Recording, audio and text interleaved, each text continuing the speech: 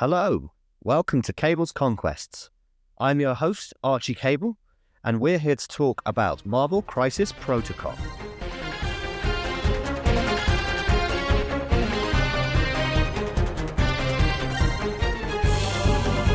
The name's Cable. Remember it.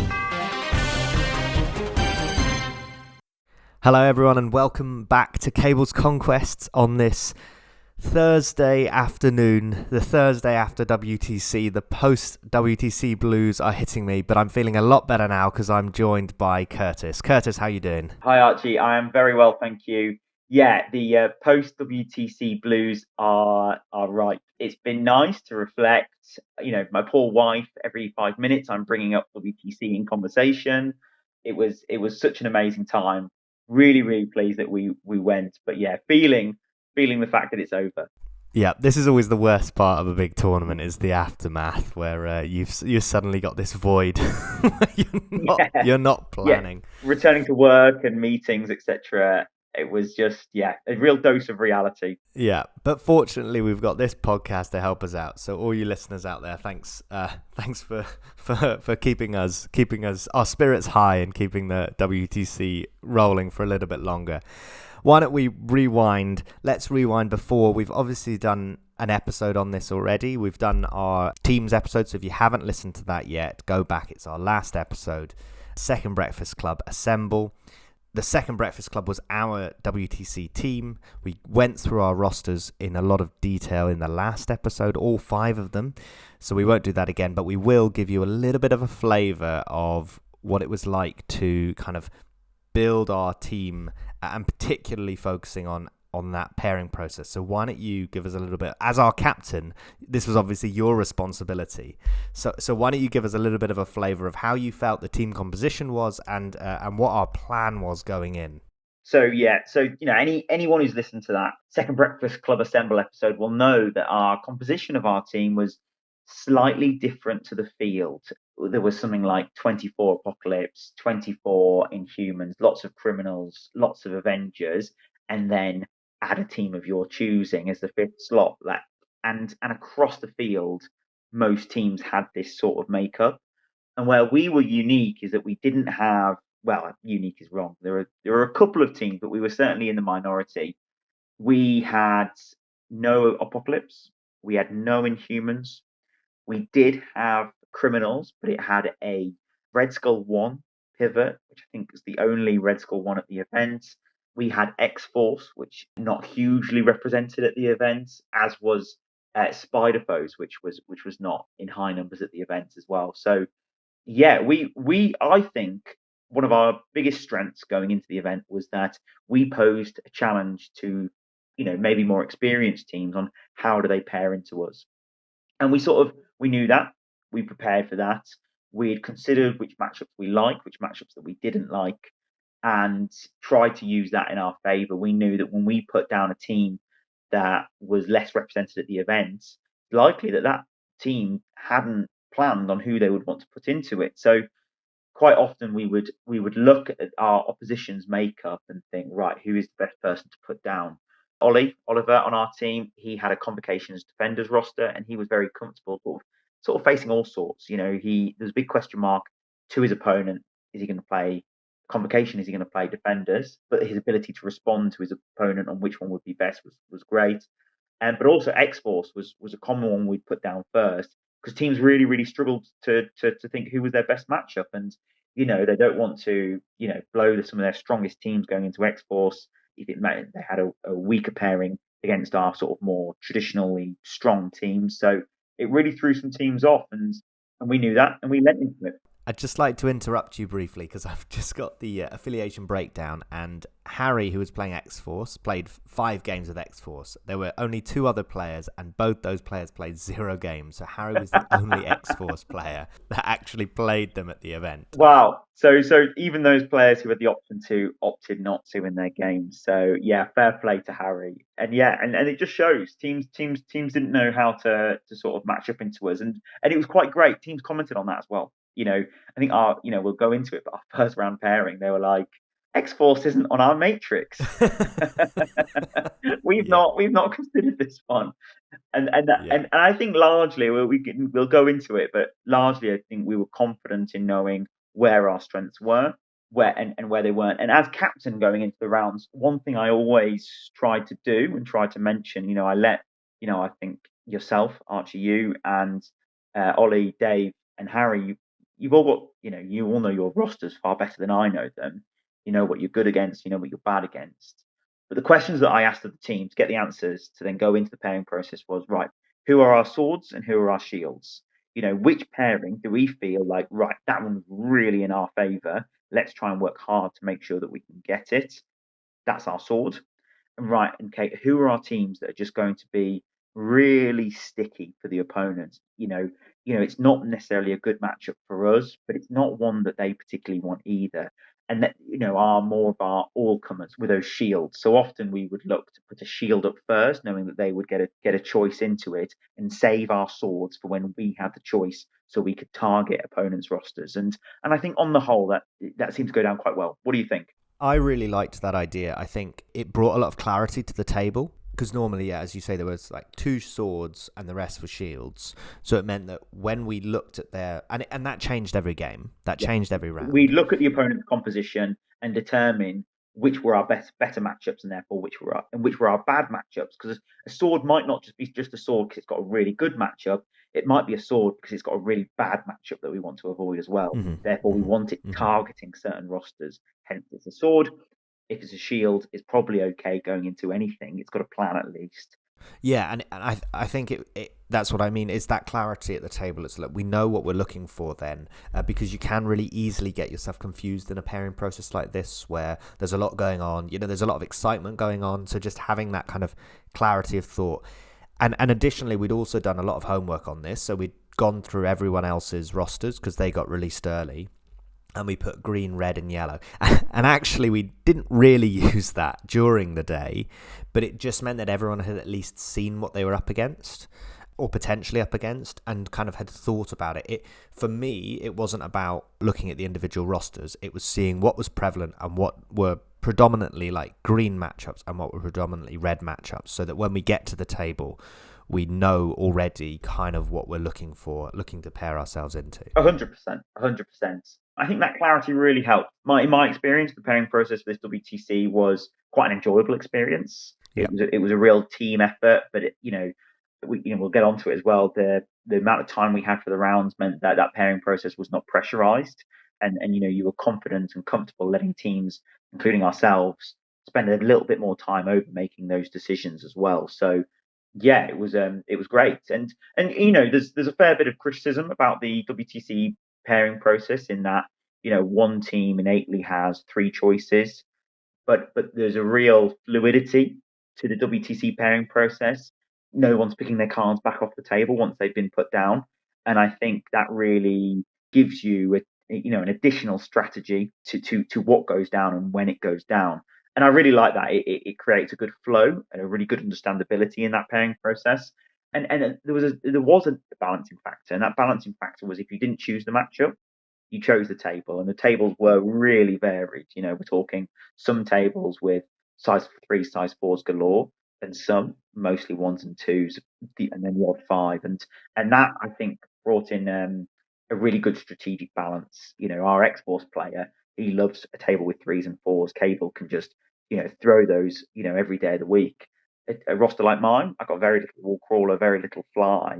I don't like lots of large terrain, and I've only got 1 or 2 terrain throws, so I don't have great ways to navigate that. So, even if we have got a matchup that we didn't choose, we were still able to get an edge somehow. Yeah. I like that part of it as well. Yeah, the fact that they'd said as well that the terrain was going to be different, going to be uneven, meant that we knew that going in. So we've done a lot of strategy ahead of time. We've worked quite hard on this. We've been very excited about this for a long time. And then the day finally arrives. We both travel on the Friday. I get a 10 a.m. flight, which I think in hindsight was a mistake because it meant I had to leave the house at about 5 because I was going from London. But it was cool. I met up with some of the Brighton guys. So it was Nick Cork, Aaron, and their small friend Matt. So it was really nice. We had the obligatory spoons, breakfast, and pint at the airport. Got there nice and early and went for a lunch into Copenhagen. So I actually did go into Copenhagen. I didn't just stay in the hotel the whole time. You got some fresh air. Wow. Got some fresh air. Got the only fresh air I got of the weekend was on the Friday off the flight. So that was great. How about you? You had slightly different travel plans. Yes, I got sort of a midday flight from Stansted alongside about 90% of the London Metro. It was, despite the fact on the flight I had a row all to myself, 2 seconds didn't go by before you saw someone who was going to WTC as they walked up to the toilet, or you just popped your head round and you saw them in their seats. There was, a lot of that flight was heading to Copenhagen for the same reason. And that was really good. It meant that once I'd arrived at Stansted, we met up at Spoons.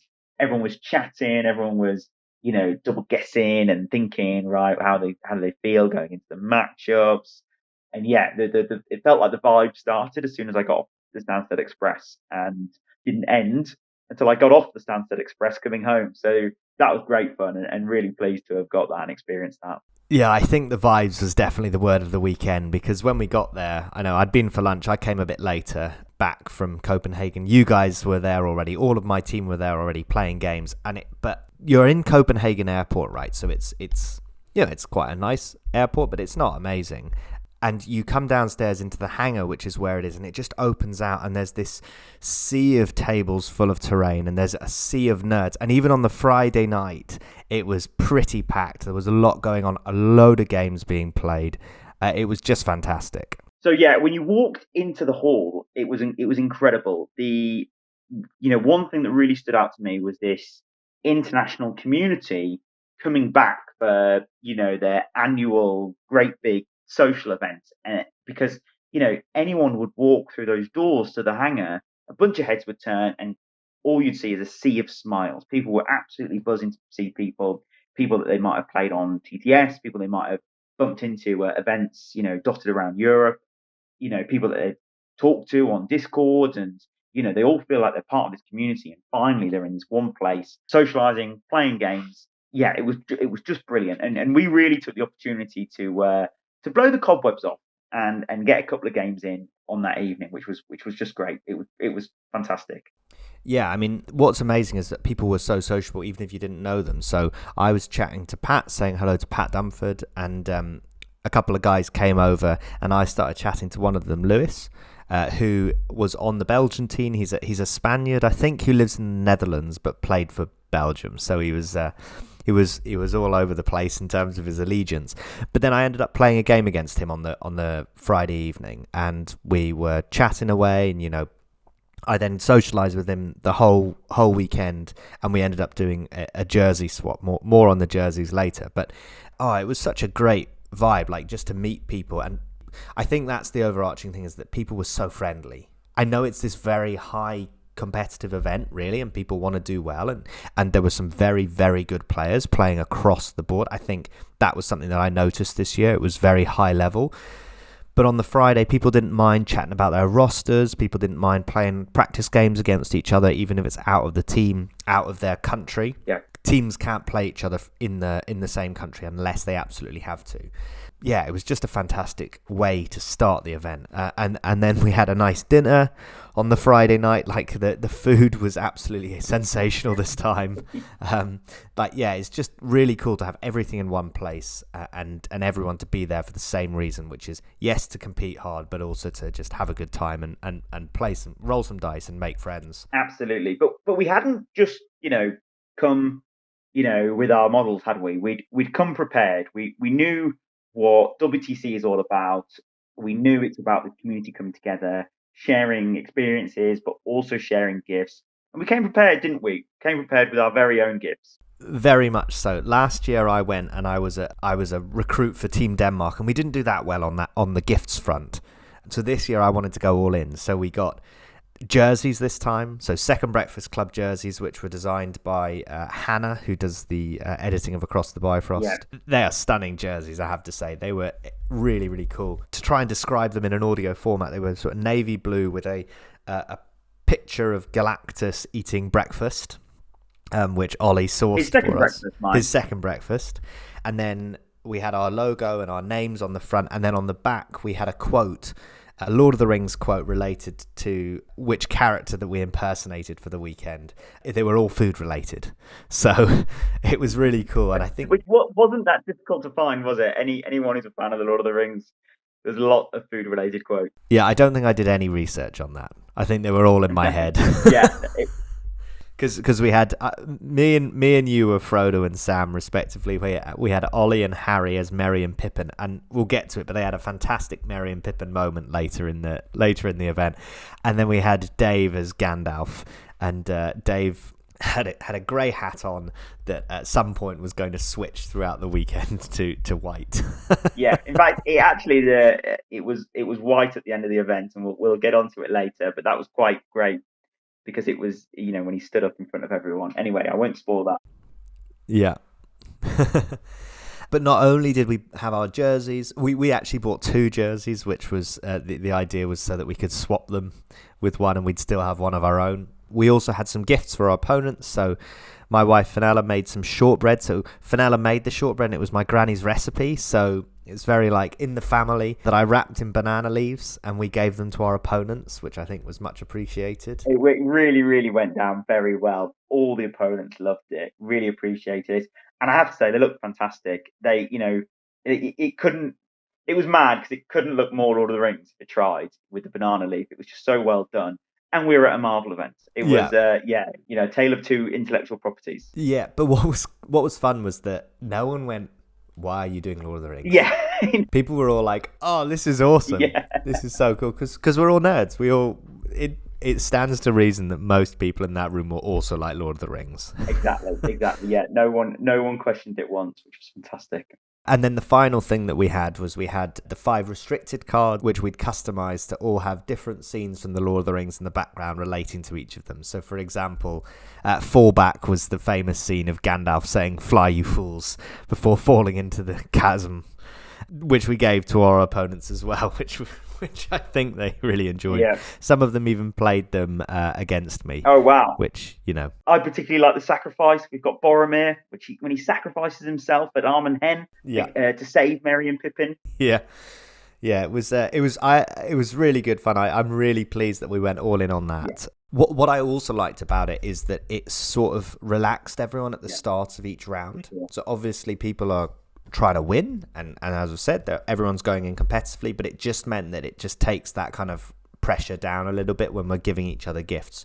And similarly, because other people gave us gifts, like that's what's great is that people come with these and we exchange them, and it just sort of gives that kind of community vibe ahead of the competition, which is really fun. Definitely. And this was my first WTC, and it's very easy to be put off by the Discords and the various chats when they're just rumour mongering about what's happening on one table at the very top. And to think that pictures the whole event, that paints the picture of the whole event.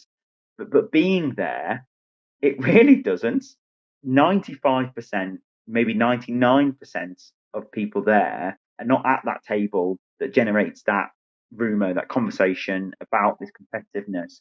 And every round is incredibly competitive, but everyone is there to, the majority of teams are there to have fun, represent their nations and have a good time with their mates. And we really learned that from the teams that we played. Every team it was a hard fought round, but everyone that we faced was like, well, we're mates. We live locally together. We really look forward to WTC every year. And it's really important that we can make it and share the event with everyone. And that was really great. And yeah, the vibes were just incredible. Yeah, and I'll give one more example before we move on to the games.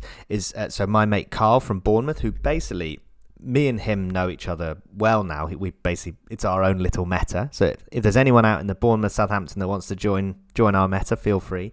He joined quite late with one of the New York teams, and I thought, he'll come and he'll kind of tag onto our team and we'll hang out all weekend. Hardly saw him because he got really integrated in the NYC team. Like, they were a great bunch of guys. Had lunch with them a couple of times, and yeah, just he just went off and was floating and chatting to people he maybe knows a little bit, making new friends. And yeah, like I say, I basically hardly saw him until we got the train home at the end. So it kind of just shows what that event is about. Yeah, no, completely. Yeah, similarly, I only saw those from the London Meta very briefly when I was wandering around, because people just integrate. People were just sharing their time with everyone. It was great. Yeah, it was fantastic. I mean, we've waxed lyrical about how great the community is. So I should say, actually, this episode's a little bit different to normal. We're not going to go through our games in too much detail, because instead we wanted to get the idea of this team vibe. And so what we've done is we've interviewed one of our opponents from each team after the round is done, and everyone was all of the guests were so great. They were so happy to be interviewed. So big shout out to everyone that's been on. So hopefully you as the listener can get a feel for what the vibe was like, and kind of how the teams work and how the pairing process works. So we'll hear from them, and then we will talk a little bit about our games, because ultimately this show is about us. Wait, Cable Conquest, we've got to follow Cable. Yeah, exactly. We won't do a roster building section, as I said, that was in the last episode, but why not we go into round one, where we'll hear from the captain of our round one opponents, which was Team Invincible Iron Brew from Scotland. Brilliant. Hello, we're here after round one, playing against Invincible Iron Brew, and I'm here with the team captain, Alistair. Might be fairly obvious, but where's your team from? We are from Scotland. So specifically, we've got a couple guys from Edinburgh and a couple guys from Dundee. Excellent. Close to my heart. I grew up in Edinburgh, so it's good to have this first round. Maybe I should have thrown my game. That would have been appreciated, but it's fine. It's fine. So yeah, I guess first of all, tell us a bit about your team, like who's playing, what teams have you got? Cool. So 5 of us are all kind of regulars on the Scottish tournament scene, which is mainly in Stirling. We have brought a lot of the kind of top medalists, really. We've got Wakanda, which I've played a lot of. Apocalypse, which we made someone play. Kingpin, which we made someone play. Inhumans, which my pal Lewis plays a lot of, and that's like for his sins. He actually enjoys it. And then we've got our mate Grant, who's on this kind of wild card Steve 3 double Thor list. Yeah, and bearing the lead, the wild card Steve 3 caught us off guard, because I think we all thought it was Steve 1, and then the table went down and it was Steve 3. Well, and it turns out even if Steve 3 is bad, just continually getting all of your characters thrown around is good. So it's quite a good list, we think. Yeah. And so I guess your list building, did you kind of realize that they were like meta pieces going in, or is it kind of a happy coincidence that it's all kind of come together? I guess it's a bit of both. I've been playing Wakanda a lot for like a while, and then Lewis similarly was playing Humans a lot, so then that kind of left us with, well, which pieces are left? Apocalypse, Adam had a lot of experience with it. He doesn't particularly enjoy it, I don't think. But once we kind of locked in Apocalypse, it was like, well, Kingpin uses the rest of the pieces best. So of course. Made it easy to make the choice. Nice. And I guess the pairing process, first time doing it at this event. I know that we'd done some homework. Did you do some homework? Yeah, a little bit. We did it last year, so we kind of knew how it went, and we also, there's a Scottish team tournament which people should come to. Nice. Christmas in Caledonia up in Stirling, and they use the same pairing process. So we had done it before. Adam put together he did a little survey of like what are your worst matchups, because our belief is it's kind of easy to dodge a bad matchup, but it's kind of hard to force a good matchup. So that's kind of the philosophy we went with. Yeah. So. Nice. And how did you feel that the pairing process went? You won prior, am I right in saying? So we put did. down first. Yeah. So it went well based on what we thought we knew. And now I won't go through all of it because obviously it takes a little while, but the crux of the decision was we had sort of said, okay, we are going to just probably put the Criminal Syndicate list into the mirror match. And that would have meant we'd have had our Inhumans player playing against your Spider Force player, and we kind of last minute sort of changed our minds. Yeah, and we thought, well, actually, maybe Kingpin has the edge against Force because they're doing similar stuff, but Kingpin has Kingpin leadership. Yeah. Now, that match was your match, and that was really close. You guys are going to get into that, but we think that decision was wrong. So we think our overall approach was right, but we made one little run. So probably slightly disadvantages us in the. I actually agree. That would be the one thing I thought about, because that's exactly what we did. We thought, I like playing Kingpin. I've played a lot against Kingpin, and we put our Crims player down with you because we thought they might not want the mirror match. And I guess a lot of the time with the Kingpin mirror match in particular, it's often a dice roll. Like it's a priority roll. If you go last, then often that gives you a real advantage. Yeah. I know that Fraser, who I played in this Spider Foes v Kingpin, thought that I was playing, like, kind of had in his head that it was going to be Green Goblin, and and I think that the thing that people do now. yeah, exactly. So that I think catches people out. Yeah. You played against Harry, right? Yes. You played against X Force as That's well. right. How was Yeah, that? Because X Force you don't see very much. Yeah, I mean, I've probably played 50 or 60 games as X-Force, so Oh, right. it was kind of like I knew exactly what he was going to do. I'd played really similar lists. I kind of knew where he was coming from. He played well, but like I think me having so much knowledge of how his affiliation played gave me a big advantage. And then the way that I had Prio and the way that the match kind of went was we just walked onto the midline and punched each other. And because I had Prio and I was playing Wakanda, that's really good for me. Yeah. That's kind of how it panned out. So often that's the way where if you've played an affiliation, that's something that we didn't have information on before. So we saw the Wakanda match and thought, M'Baku doesn't like energy, let's bung X-Force into them. But if you know what you're doing against them, which is rare because X-Force aren't very you don't see them around that much anymore. No, totally. Yeah, so I guess finally we'll kind of beat around the bush about it a bit too long. Second Breakfast Club sneaked a win 3-2. We got it down to, it was 2-2. Dave was playing against your Inhumans player, Lewis, the Inhumans player, and I think he just scraped one to go 3-2. But really, really close. Really, really fun match. I had a great match. It was a really great spirit. It was a great way to start the event as well. Same. Well, Alistair, thank you very much for being on Cables Conquest. That's been great to have you, and good luck for the rest of the tournament. Yeah, same to you. Good luck, man. So thank you, Alistair, for being on Cables Conquests. We've just heard from him after our round against Team Scotland, where we just squeaked a 3-2 win. It was very tight. It was really interesting to hear Alistair's thoughts on the pairing process, because one thing that I think went in our favour in this one was the fact that they paired me as the Spider Foes player into Criminals, which I think is a really good matchup for me, and I've kind of sort of built my list around facing that to avoid the mirror. And so it's interesting that Alistair highlighted that. You got paired into their Avengers player. How did you feel about that going in, and how do you feel about it after the game? So the Avengers matchup for me is not one that I'd had any practice on until my final game on Friday night, and I managed to squeak out a 1-point win in that practice game. So, having seen it in action, Avengers against me, I knew it was going to be tough, but at least I've seen it. I'm not going in totally blind, and I thought, right, I'll attack it with the same tools that I used in that practice game. However, when I got to the table and I was up against Grant, and Grant is great and it seems to be a very seasoned player on the Scottish scene, regularly attending events and has played lots of Avengers. When I got there and he was like, I'm playing First Avenger, I don't think I'd clocked that in the pairing process. I just completely assumed, right, if you're an Avengers player in this day and age, you are playing Steve 1. And yes, you might have Sam Wilson in your roster, but there is no way that you're playing Sam Wilson's leadership. You're playing Steve 1, and you've got all these amazing characters that have got superpowers, but they can now charge immediately. The likes of Shang-Chi, the Mighty Thor, and he had all of these characters, but he was playing the First Avenger, and I think I was a little bit blindsided by it and wasn't really sure what to make of it, because the difference between the two leaderships is most keenly felt in turn 1. Because in turn 1 for Steve 1, everything is online. But in turn 1 for Steve 3, if you start spending for your leadership, your turn 2 is offline. So I think most players actually play relatively conservatively. They set up for that round 2. And that's exactly what played out. We went 4-all. Barely an attack was made. Sorry, what were you playing on what crises? So the crisis that we had was we drew my Macran. I had priority, and we had his hammers, the extract. Okay, yeah. And I was pretty pleased with that. I don't mind the hammers. I don't mind it being a D shape. I also don't mind the additional dice in my attacks. And again, at this point, I still thought I was playing Steve 1. So I thought, right, I'm going to need all the extra dice I need against him counting blank. So sorry, it was literally when the models went on the table that you realised that it was Steve 3. Yeah.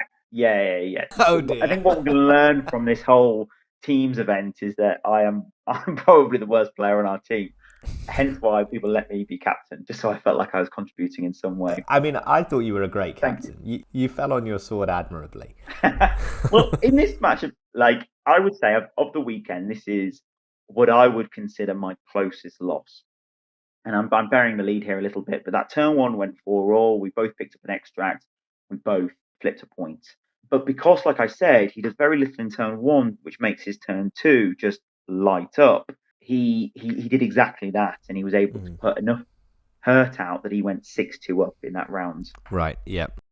But obviously then I've got priority with a bunch of characters that are waking up with loads of power, and I've still got Wakanda Forever, and turn 3 goes my way, completely the same score. And we're level again. I get 6-2 in that round 3. And this is what I mean by I feel like it was my closest loss. Ultimately, in getting my 6-2 back, I'd handed him priority again. And that enabled his mighty Thor, who had been dazed in the previous turn, to essentially murder King T.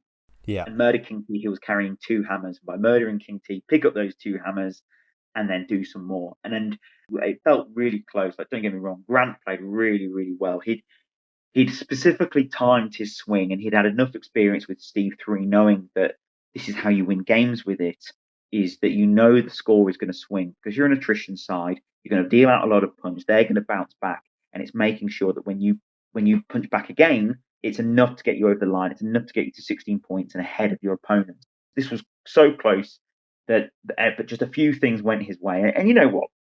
Odds suggest that some of these absolutely should go his way. But the first thing that goes his way is that he takes out King T with 1 attack from Thor, right, from Mighty Thor. And I think if it takes 2 attacks, she can't then do any damage to M'Baku, who's on another point and also potentially dealing out threats.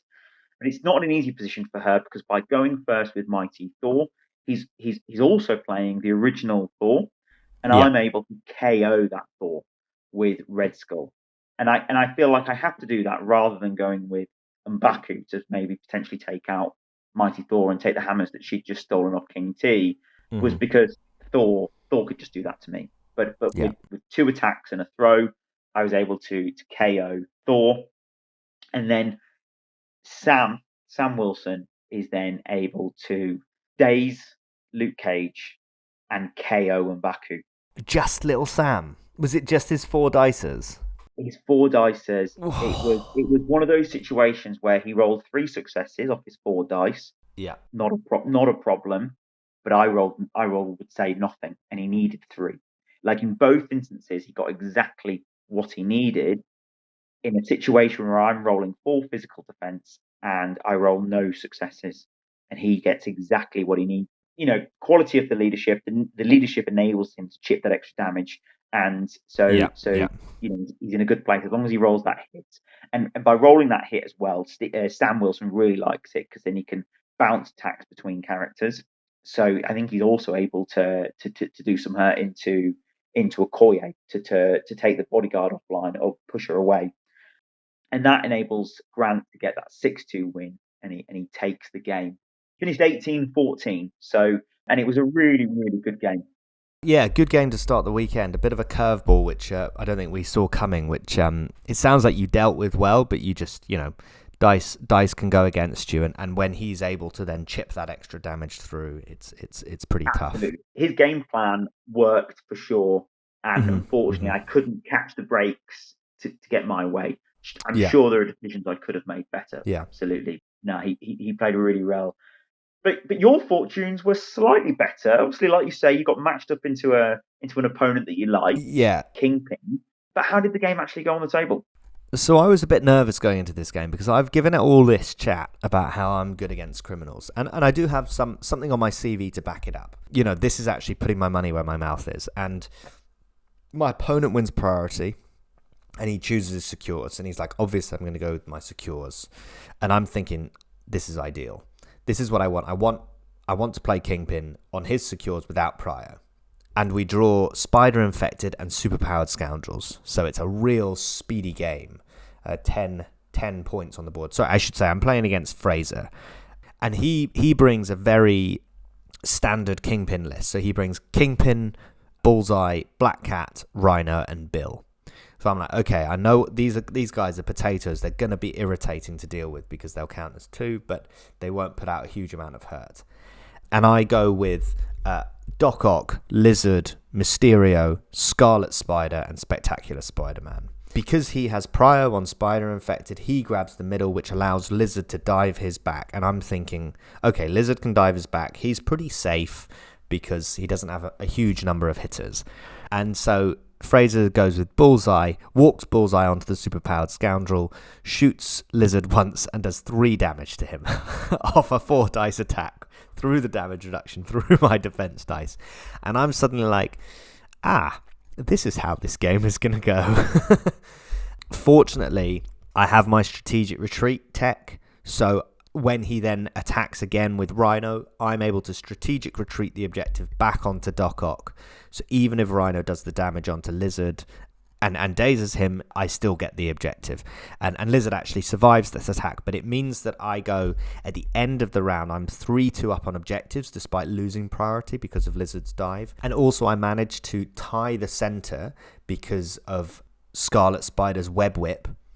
He puts 2 characters on the center. I have 2 characters on the center, but Scarlet Spider web whips Kingpin off the objective, places himself on it, which means that I'm up 5-4 at the end of round 1. And my opponent goes, this isn't supposed to happen on Kingpin. And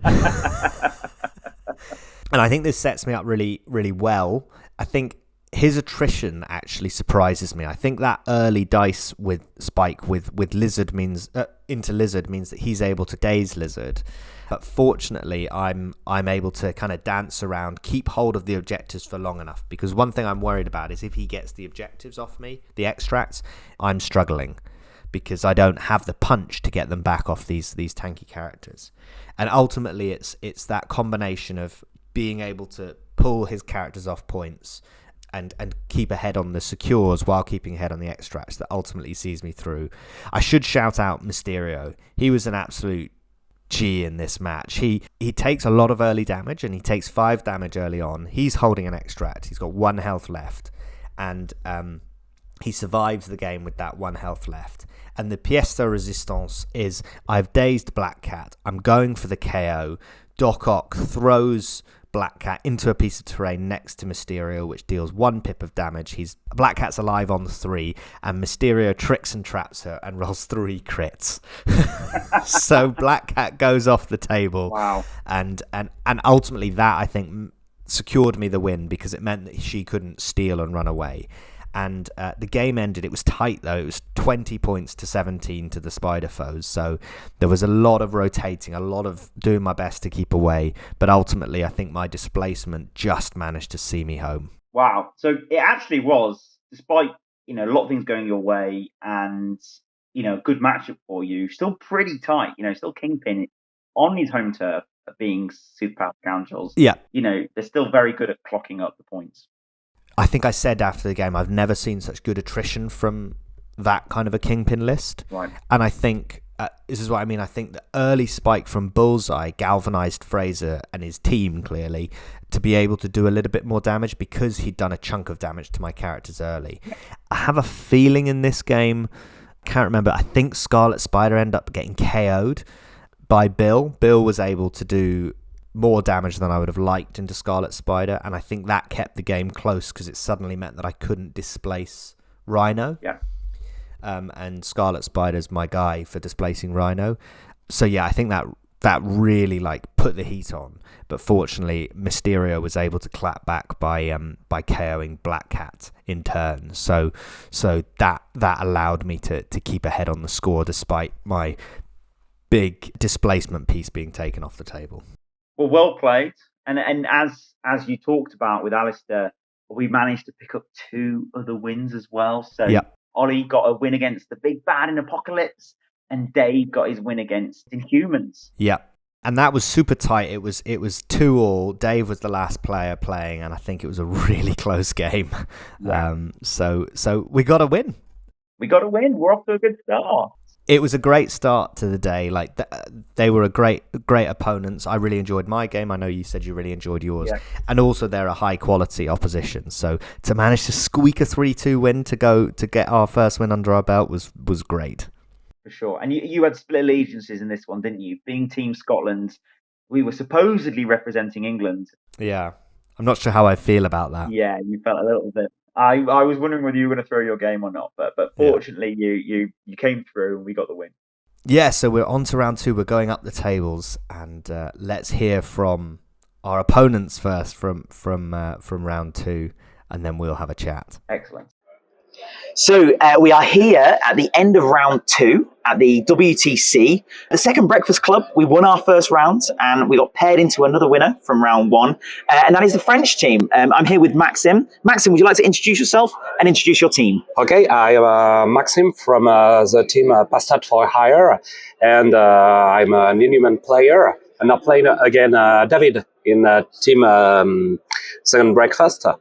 And it's my first time at the WTC. It's more like a team of friends who try to make the WTC than a really hard competitive.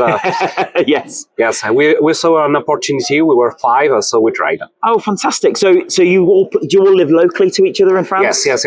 Nearly half an hour in car, so really close to each other. With Metal Beach Solid, Sebastian and our team, we know since really, really long, and we play Marvel Crisis Protocol during the not really the first year of release, but before the first errata of the profile. Of course. So with the first one with you were playing MCP. I know completely raw. I know Hulk with no builder, eating like little girl. Yeah. And he only had like 1 defense dice on some of his stats? No. Or 2 defense dice? Yes, and not immune to stun. So, really useless. Yeah. Wow, that is, so you've been playing Marvel Crisis Protocol for a long time? Yes. And is that same amongst the team? A lot of the players... No. Faye, Gilles, we play against your X-Force player. Yes. We put it into the game nearly 2 years. It's 2 years since he played. Clive and Torgaden. I don't know when they began. Sure. We met into tournament nearly 1 year and a half, 2 years. I don't know. Time fly of course. really fast. And we live near each other, so we play together. Brilliant. And were you at the last WTC, or is this your first WCT? It's my first WTC. Brilliant. But Seba, my longtime friend, was in the WTC in a French team last year. He said this year, it was incredible last year. We're 5 falls. Let's do it this year. Amazing. I'm really pleased because I think your ethos as a team is very similar to us as Second Breakfast Club. Yes. We are 5 friends who think about the game in a very similar way. We're not the best players in the world, but we like to try our best. So I'm really glad that we've managed to pair into another team of friends who play regularly together. Yes. I have just a question about your team. Sure. You remind me the Hobbits of Lord of the Rings. Yes, correct. But there are 4. So which of you is Gollum? Well, instead of having... Well, I'll tell you who Gollum is. There are 5 of us. We have 4 hobbits. And then Dave, who you played, as our more experienced player, slightly older. Gandalf. He is Gandalf, yes. And he has a grey cap. And after he loses, he will swap it for a white cap. For the moment, he went against myself, so he's still grey. He's still Gandalf the Grey, correct, yep. So what affiliations were your team playing? Metal Beer play Criminal Syndicate, Shadow and Daredevil, Criminal Syndicate. We've got Faye who play Web Warriors, but Web Warriors with a little bit of attrition. Yes, I saw the roster, it's quite punchy. Yes, you really like to have a little bit of punch. We have an Apocalypse player and an Avengers with Steve One. Excellent. And I play as an Inhumans. You're the Inhumans player, the dreaded Inhumans. So when you saw the Second Breakfast Club's rosters, what was your thinking going into pairing? What sort of, were you happy with how the matchups ended, or do you wish you tried to engineer it differently? I don't put myself into the pairing process because we have our team leader, Torgaden, is a big thinker about it. Right. So what we do this week is looking every list on Longshanks and put a number, think about our matchup. Right. 1, 2, I'm gonna be roasted so hard. To 10, I'm gonna blast him really far. And he uses this mattress to think about the pairing. And when we saw your list, we adjust sometime. Great. Yes. Okay. And did it throw you off the fact that we didn't have an Apocalypse player and an Inhumans player like most teams here? Sincerely, it's good to see some different affiliation. Brilliant. It's really good. But as I said before, we are here as pals, so I was not the Inhumans. Fun! Yes, great. Some of our affiliation, and it's just fun to play against the variety. Yes. And you were paired into our Criminal Syndicate player, Dave. How did your game go? Something first. I have some fondness to playing. I don't like a splash character in a few of my lists, so I play a full Inhumate roster. Wow, fully affiliated. Yes, because I am since the beginning of the game. I really love tactic cards, affiliated tactic cards, and it's cringe me every time I say And I really love to play a full affiliated. And when I saw the new boxes, I play, as I said before, I play Inhumans since the first version, so I know the Black Bolt one really not really good. But a bit of a turret, isn't he? Very mobile.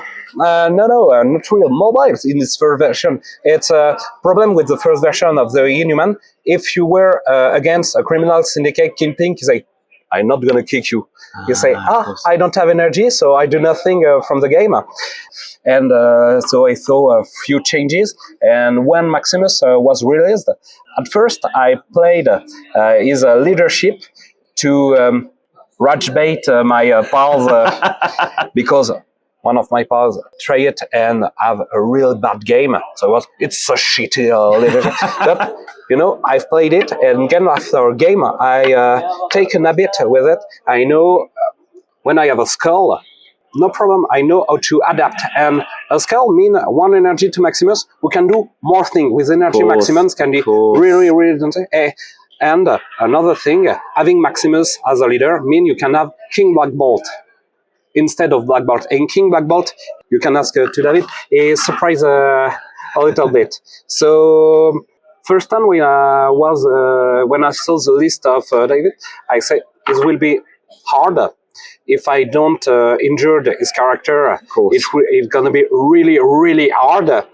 But if I do that, I can go further. And the game was really intense, a really, really good game. Great. There was good moment for everyone. And the last turn, we began, each of you have 14 point equality. Ooh! And it was really intense, and the last turn was really, really good. And what was the final score? So it was 14-14 in the final round? I finally got 15 and got 19. Right, okay. So he's managed to squeak it. Because we played on Mayor Fisk, we can make a lot of victory point.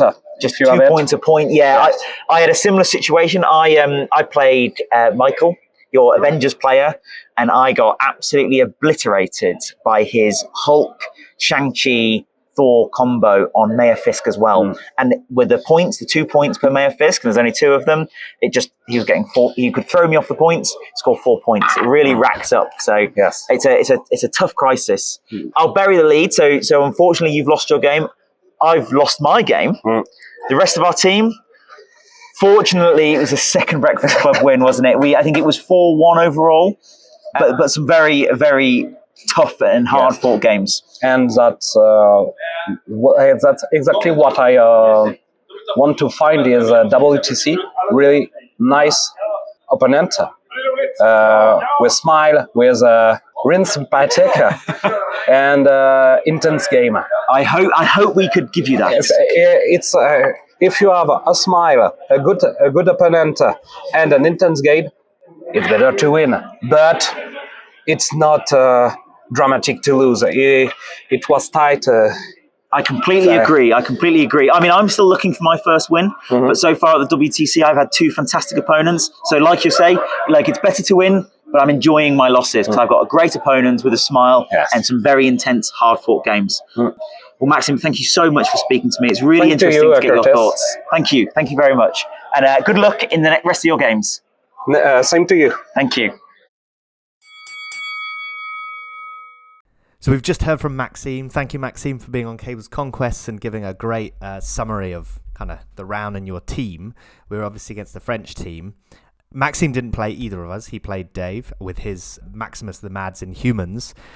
But we had other opponents. I played against the big bad of APOC against their team captain, Will. Who did you play against? What were they playing? I played against Michael, and he was playing Avengers. And this one was Steve 1. You double-checked. Not as many surprises in this one, at least. So you were up against the big bad that is Apocalypse. How did you feel going into that matchup, and how did it play out?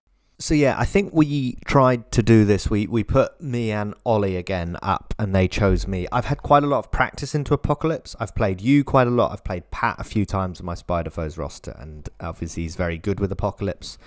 So I was feeling okay. I didn't know, what kind of Apocalypse was going to hit the table. So we ended up playing on Struggle for the Cube and Mutant Madman. So I lost Pryor this time, which again is quite good for me, because he's playing pay to flips and I'm happy with pay to flips. And Abomination, I tell you, is a star of a show on Mutant Madmen, because he can dive the back one. And so it meant that without Prio, I could have a go at flipping his back one. And I think actually in this instance, he failed to flip it. So it ended up being kind of close at the start. I did a similar play with Lizard where he dives the back point. And this is a recurring theme, because there's 5 wide. He has Prio. He can grab the middle and I can dive, and then strategic retreat to safety.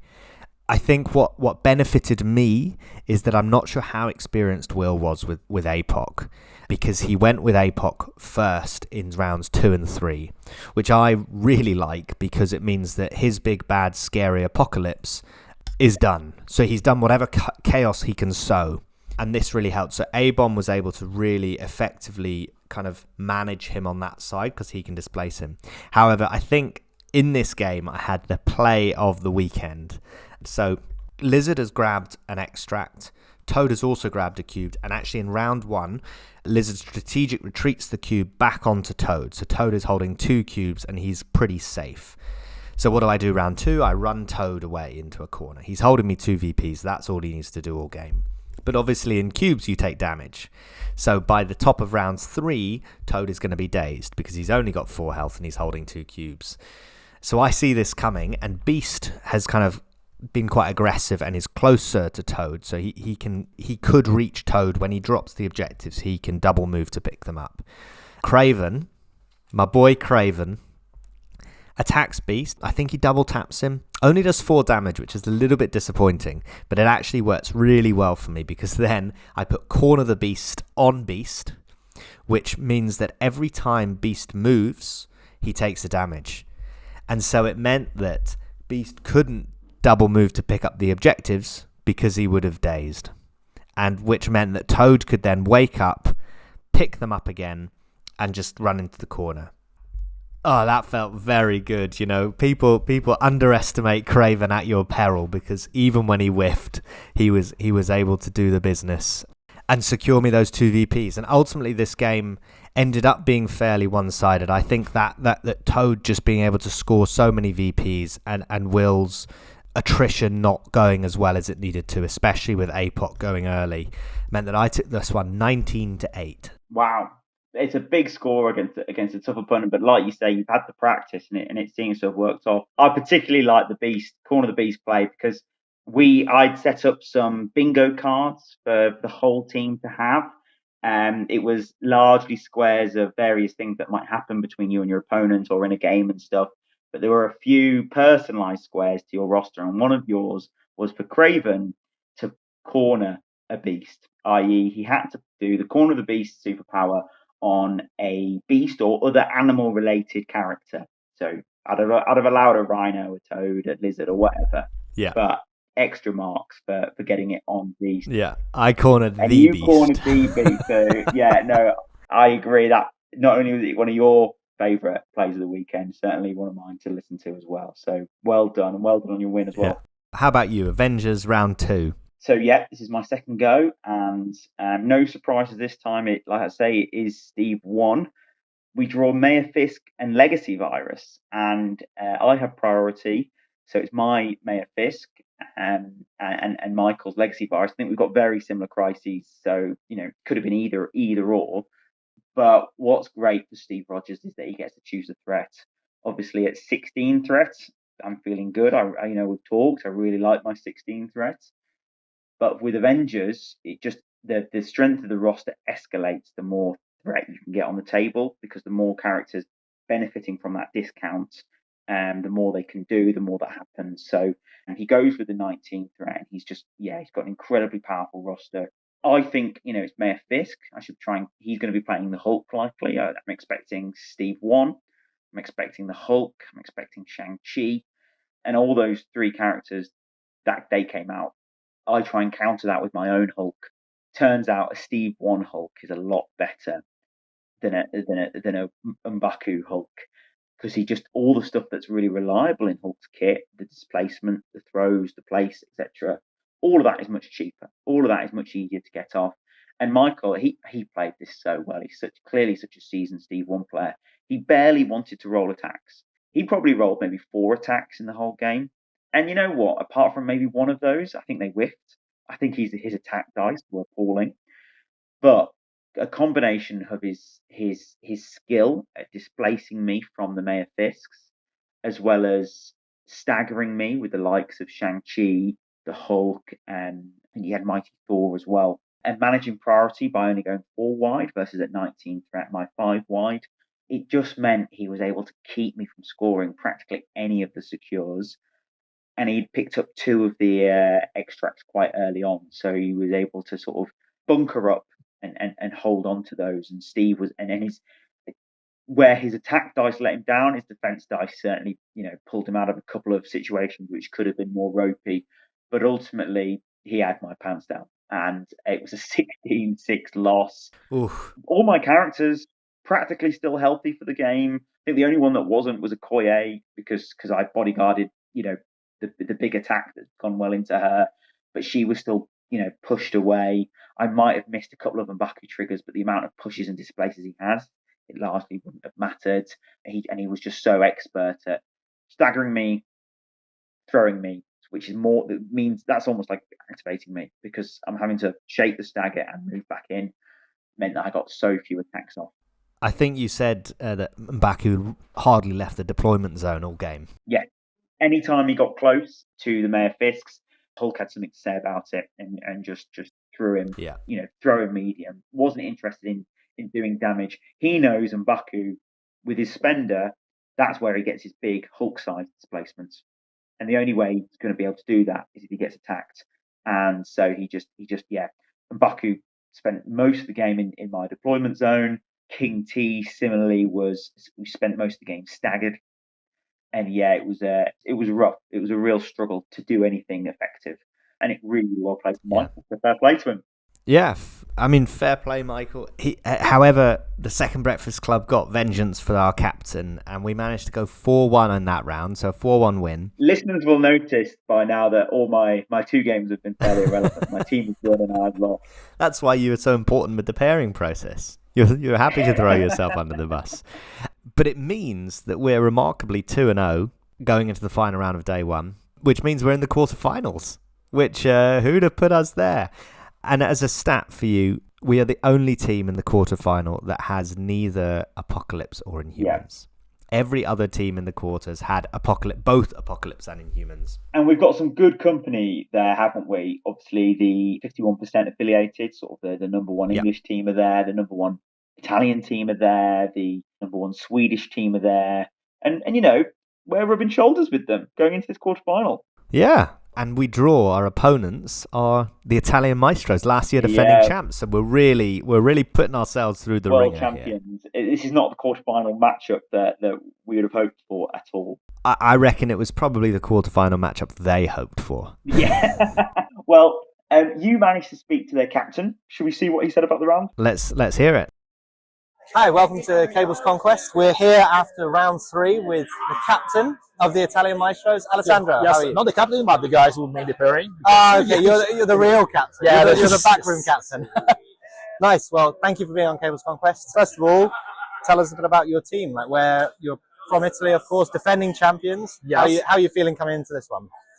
We are less confident than last year because we didn't manage to have a good team building in terms of list, and also we have a lack of preparation, not so many practice games. So I think this year we are significantly weaker than last year, but still we are trying. I mean, I'm gonna spoil it immediately. You're 3-0 now at the end of that, so you must be pretty pleased. And of course, you had a ringer late. You had Charlie Trendle come in. Yes, because we have a drop. Yes, but still, Charlie is doing well. Yeah, he saved us the first game because we were 2-2, and then Charlie. Oh, right. Okay. Wow, I didn't realize that. Yeah, so he's coming clutch. Funnily enough, he's played 2 English teams, lost to 2 English teams, and he's won his other ones. So you've got, you've got your Inhumans, you've got your APOCs. How did you work out that kind of list building process with your team? Usually we don't want to play that kind of meta monster because we think that if we manage to build a list to just properly fight the meta monster list, the opponent cannot read us. So that's what we have done last year. Last year we have no Asgard, no School 3 with Thanos. Nice. Yeah. And somehow we managed to. Yeah, and I guess this is actually similar to what we decided. We were like, we don't want that because we know what that does. Exactly. You look at our rosters across the table. How do you feel going into this one? I know ours are a bit unusual. Yes, but I see the potential because you have good answer to both the 2 top teams, like Inhumans and the Apocalypse. So I think we are pretty solid. Yeah. Also, you have Syndicate. So we've got some pretty solid. And for us this year, sadly, we haven't good ideas, so we just came up with these 2 lists. Fair enough. And we build the other 3 to just cover the big 2 matchup. And we nice. I guess because that's the thing. So, am I right in saying you guys won the priority role for the pairing process? Yes. So, how did you feel that went? Do you feel you got the matchups you wanted, or were there some that you weren't so sure? Kinda yes. The strategy is to let the opponent team just put it first. Yeah. So you can choose 3 pairings. Exactly. It's better than choosing terrain. Yes. Especially as the boards are actually all quite similar, aren't they? Also, when the other team put first, you choose first the table because you put 2 the pick. So also the table stuff is on your side. If you want to avoid to put Asgard in some throwing table or avoid Apocalypse to bump into throwing tables, stuff like this. Yeah, and so just briefly, your game was against Oliver's Convocation. Yeah. How did that go? I think you won that, right? Yes, I won. I think at the end of the first round, it was win, kind of 60-40 for him. Yeah. I need a swing at some point, so I try to take more attacks than rotation. Yeah. So and I managed to KO Sanchi top of 3. Yeah, that's pretty tasty. And it changed totally the game. Yeah. Yes. And you were playing Apocalypse. Yes. Yeah, I mean, so in the end, you went 4-1 against us. You got the better of us. The only person who won was our captain, which was Curtis against Charlie. So I had a great game against Tommaso. I was playing Spider Foes versus Wakanda, which was really fun. Really close. I think he won 19-15 in the end. So it was super. Also, Tommaso is a Spider 4 veteran. He played played Spider 4 2 years ago in the first WTC. Okay, he didn't mention that. So he knows. He knows. He made the clean sheet. 5-0. Yes, with Spider 4 Wakanda list. That's awesome. Yes. Cool. Well, congratulations. You're on 3-0. You're into the semi-finals. You must be pretty pleased. Thank you. Thanks very much for being on the podcast. Thank you. Good luck with the rest of the tournament. Glad to you. Well, thank you, Alessandro, and congratulations to the Italian Maestros on their 4-1 win.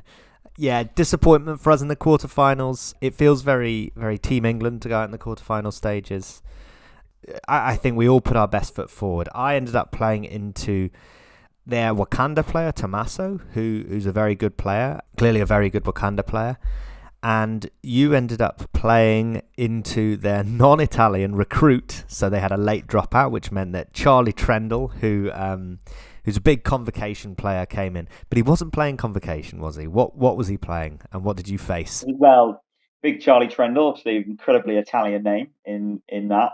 He'd picked up the roster that had been submitted, but unfortunately their player had to drop, and it was this sort of wacky criminals Midnight Suns dual affiliated roster. So yeah, really interesting. I remember talking to Charlie about it, and he was very much like, look, I've got lots of experience with Midnight Suns. They're very similar to my Convocation, and I've dabbled a little bit, a lot of crossover in the characters. But criminals, I just don't have the reps. So yeah, it was well, fair play to him for stepping up and filling the gap. It's a tough ask. It really is a tough ask, and he did it with a massive smile on his face. He would probably had one of the biggest smiles all weekend, as you wandered around. So fair play to him. So why don't you tell us about your game with Charlie? Because this one was positive. Yeah, this is, I'll bury the lead here, was my first win of the weekend. So despite us as going out in the quarterfinal, again, another irrelevant game from the captain, winning when the team loses, but I'll take it nonetheless. And this one was a very interesting game. It was very different to any of my other games that weekend in that, exactly what I just talked about. Charlie was more confident with Midnight Suns. We drew Emcron Crystal and Legacy Virus. So fairly similar to my previous games, and very quite fighty as well. So, and with the bump in Midnight Suns and being able to bring a Mortal Hulk, I can really see why he chose to do that. And Kingpin, of course, just doesn't work on the pay to flip. So not only is it where he's most comfortable, it's also probably the best decision from him. And he did exactly that. We went at 19 threats. We didn't have a choice. Both crises were the same. Unfortunately, though, no one made a joke about it. And that, I wish they had, because that would have, I regretted not putting that on my bingo sheet, because it's something that everyone always does when two threats come out of the same. But unfortunately, no one made a joke about it. But he went with his Blade. He went with Black Cat. He went with the Immortal Hulk. Oh, and he went with his very own Red Skull 2 himself. And I'd gone with my tried and tested 19, my favoured 16 plus Luke Cage. I made a big call round one.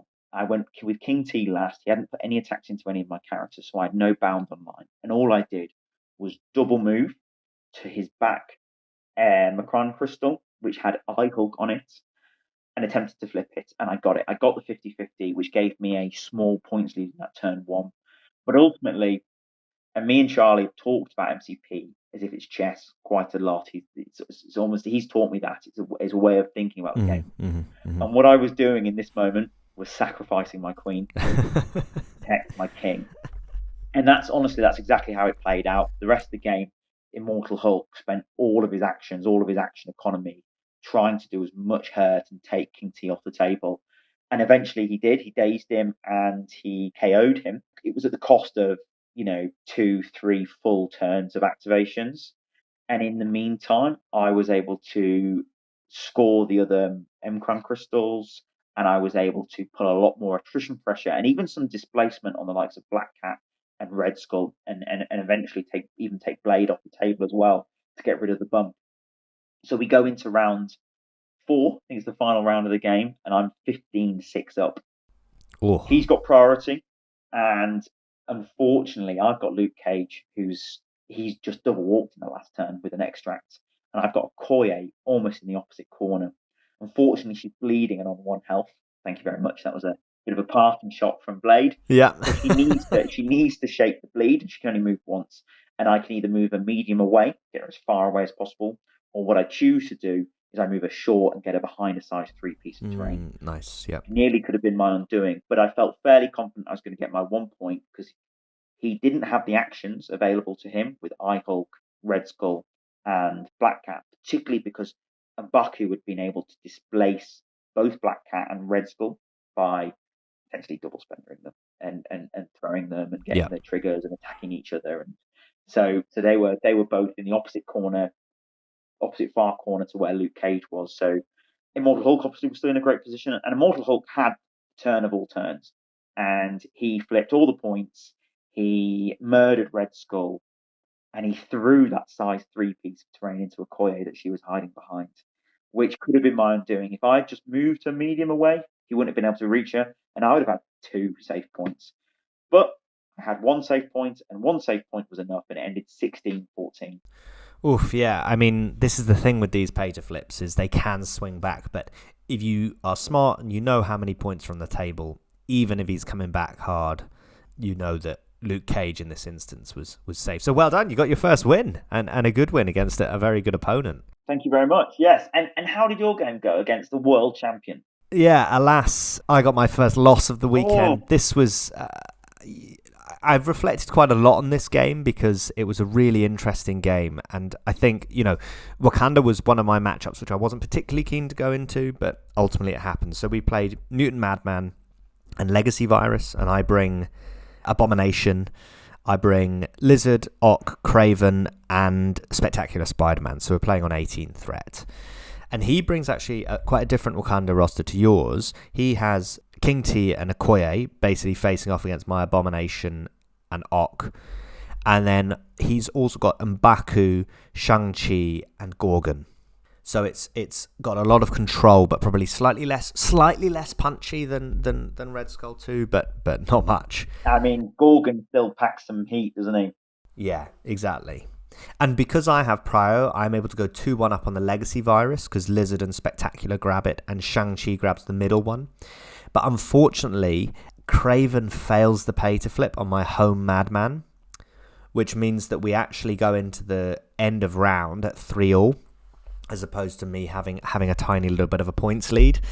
And the game here is where I really see the power of Wakanda's attrition. He's rolling dice and it's just one-shotting my characters. I think one moment in the game which I regret is... So my round 1 with Abomination goes really well. I move. I realise that I can't get onto his back point, which I'd normally do. I'd normally do the dive because he's body blocked with Okoye and King T. And Okoye has flipped the point, so she's on no power. So instead, I punch King T at range 3, do a bit of damage into him. There's no bodyguard, so that's good. But this gains me the 1 power that I need to throw a size 3 piece of terrain into Okoye, and he blocks nothing. So Okoye is dazed round 1. So I'm thinking, okay, great. If I can get Okoye off the table round 2, then it means that I can have my way with King T. Because at the moment, it's King T and Okoye on their own. Shang-Chi has only got 1 power at the top of round 2 because he's picked up, so he's way out of the way. He can't charge if I ignore him. And all he's going to do that round is double move. So I go with Doc Ock, with Prio. I attack Okoye. I throw Okoye into King T, and he burns the brace. And I'm like, okay, great. That's the brace gone. Okoye is on 1 health. And I play Surprise Webhead, my trap card. Yeah. Just needing to do 1 damage. And this is where I think I made a mistake. Lizard is sitting on 4 power, so I spent 2 power with Lizard and 2 power with Ock. And unfortunately, the dice betray me. And Okoye takes no damage and survives that on 1. So she survives my Surprise Webhead. But what this means is that King T can then go, and Lizard has taken a bunch of damage, and he punches Lizard and does enough damage. I think it's 3 he needed to get, 4 in total he needed to get through, which allows him to steal Lizard's extract. And I say I regret this because if I hadn't surprised web-headed with Lizard, if I'd only done it with Ock, I could have strategic retreated my objective onto a fully healthy Abomination, which would have been really difficult for his King T to get off. Yeah, it's knowing that your plan is Lizard picks up that extract and keeps it safe. And you put your eggs into that basket of doing 1 damage, and you're like, right, well, if I do it with 1 character and fail, I'm going to regret not doing it with the second. But it's knowing that 4 power on Lizard is so crucial to keep that extract safe. And this means that he's then got an extract there. Shang-Chi's had to come over, so he's now on that side with me. He's holding an extract. And I'm doing okay on the other side, but ultimately they've got much better attrition on that other side with M'Baku and Gorgon. But we go into I think it's the final round, we go into, Tommaso is 14-13 ahead. I've bailed with Spectacular Spider-Man. Craven's been KO'd. I bail with Spectacular Spider-Man to get away from Gorgon, not realising how far Gorgon can move. So he moved, charged, punched me. which annoyingly dazed Spectacular Spider-Man. He did exactly the right amount, and I got 0 successes off my 3 dice with 2 rerolls, which meant that Tommaso had this 14-13 advantage as opposed to me having it going into what was ultimately the final round. And Gorgon just shows why he's such a strong 3 threat, because I have priority. I go with Abomination and I KO Shang-Chi. King T is still alive. I think he's alive on 4.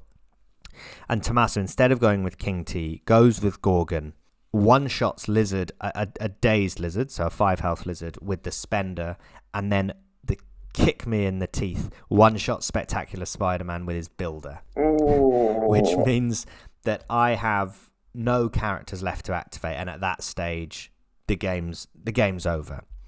So fair play, Tommaso. This is it. This is what Wakanda can do. They have that attrition game really, really strong. So the game ends 19-15 to Tommaso. So I do well to keep the score down, just because he doesn't have enough characters left to pick it up. But yeah, it's a real scunner, because if Spectacular Spider-Man goes, I at least have a chance to KO King T, which means that I think then I might be able to have swung it. But alas, not to be.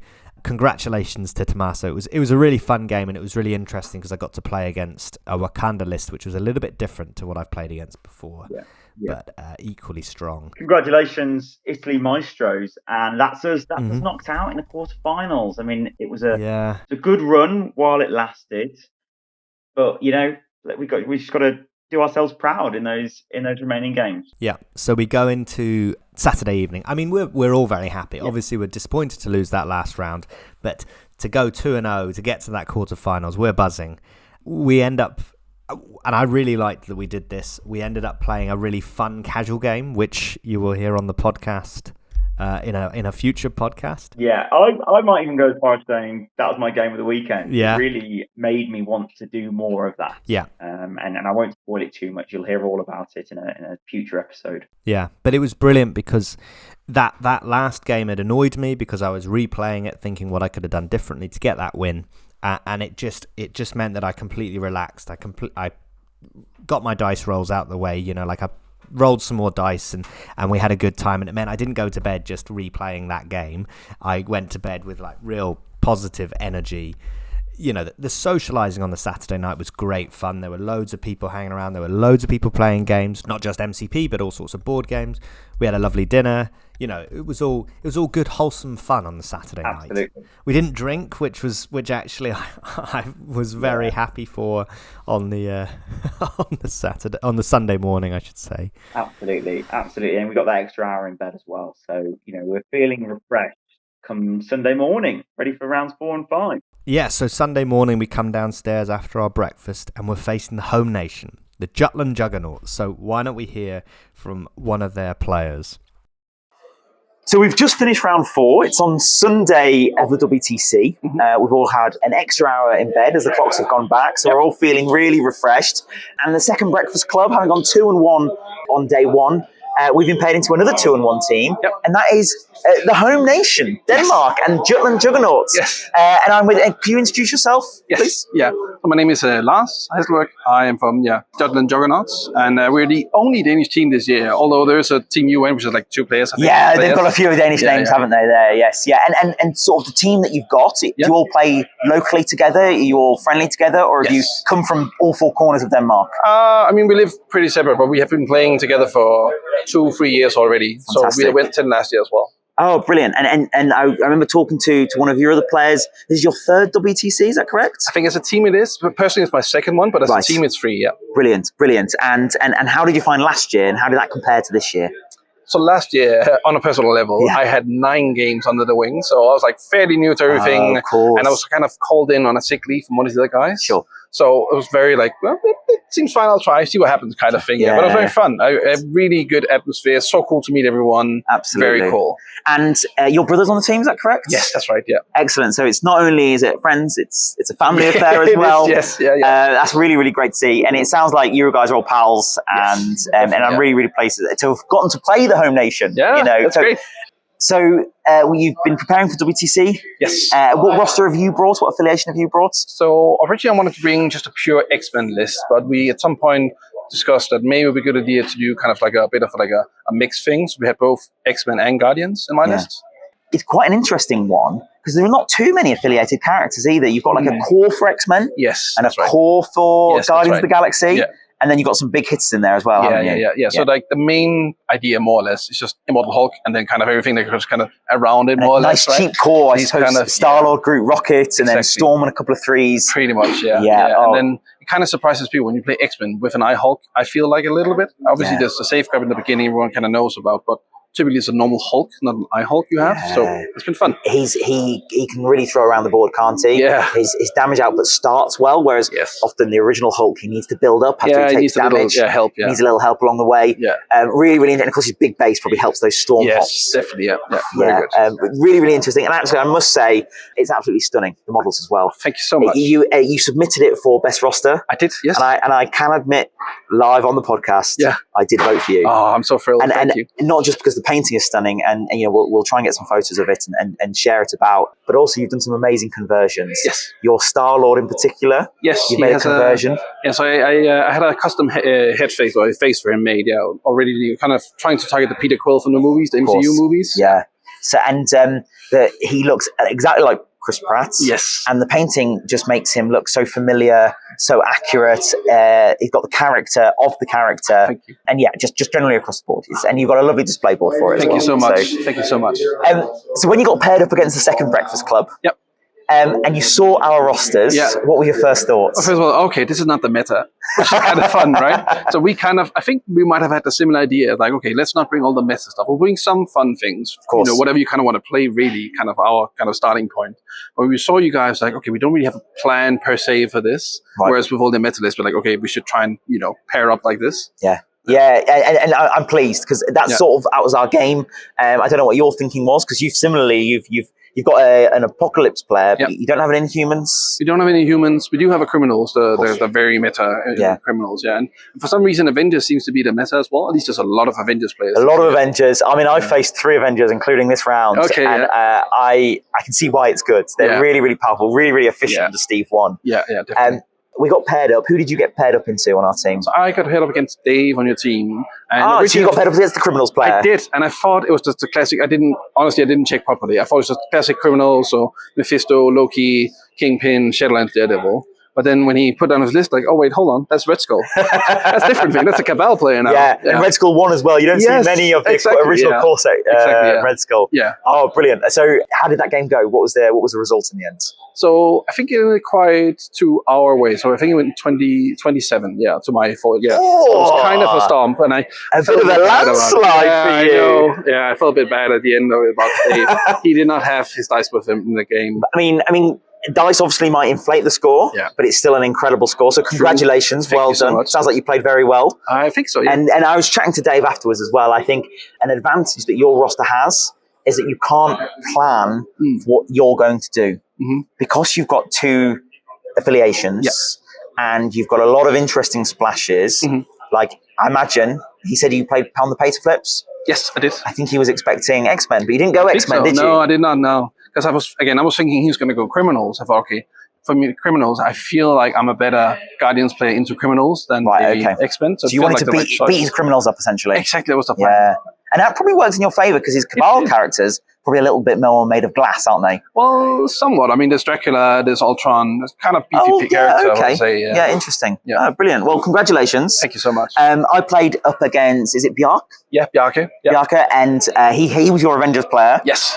And luckily, I lost priority. Okay. And so far in this event, I keep winning priority and losing my games. But I lost priority, which allowed me to choose 16 threats on Mayor Fisk. Yes. And of course, 16 threat for my Wakanda is really powerful. Yeah. It's less good for Avengers. Definitely, yeah. And fortunately, I managed to get the win there. King T just rolled all successes and just killed the world. Amazing.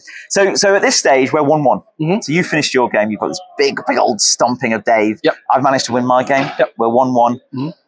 Unfortunately, though, for the second Breakfast Club, and fortunately for the Jutland Juggernauts, It came down to the last game, didn't it? And you guys managed to win 3-2. I think so, yeah. Yeah. Your Apocalypse right at the end. Yes, Apocalypse against your Convocation player. Yes. Yeah, and it looked, I think quite a few of us, we wandered past the table, didn't we? It looked very close at one point. Extremely close, like 15-13 at some point. It was like, oh, this could go any way right now. Either way. Yeah. And that's quite big, right? Because that allows the next person to go into the next round knowing they'll guarantee positive, they can potentially go 4-1 and get a good placing.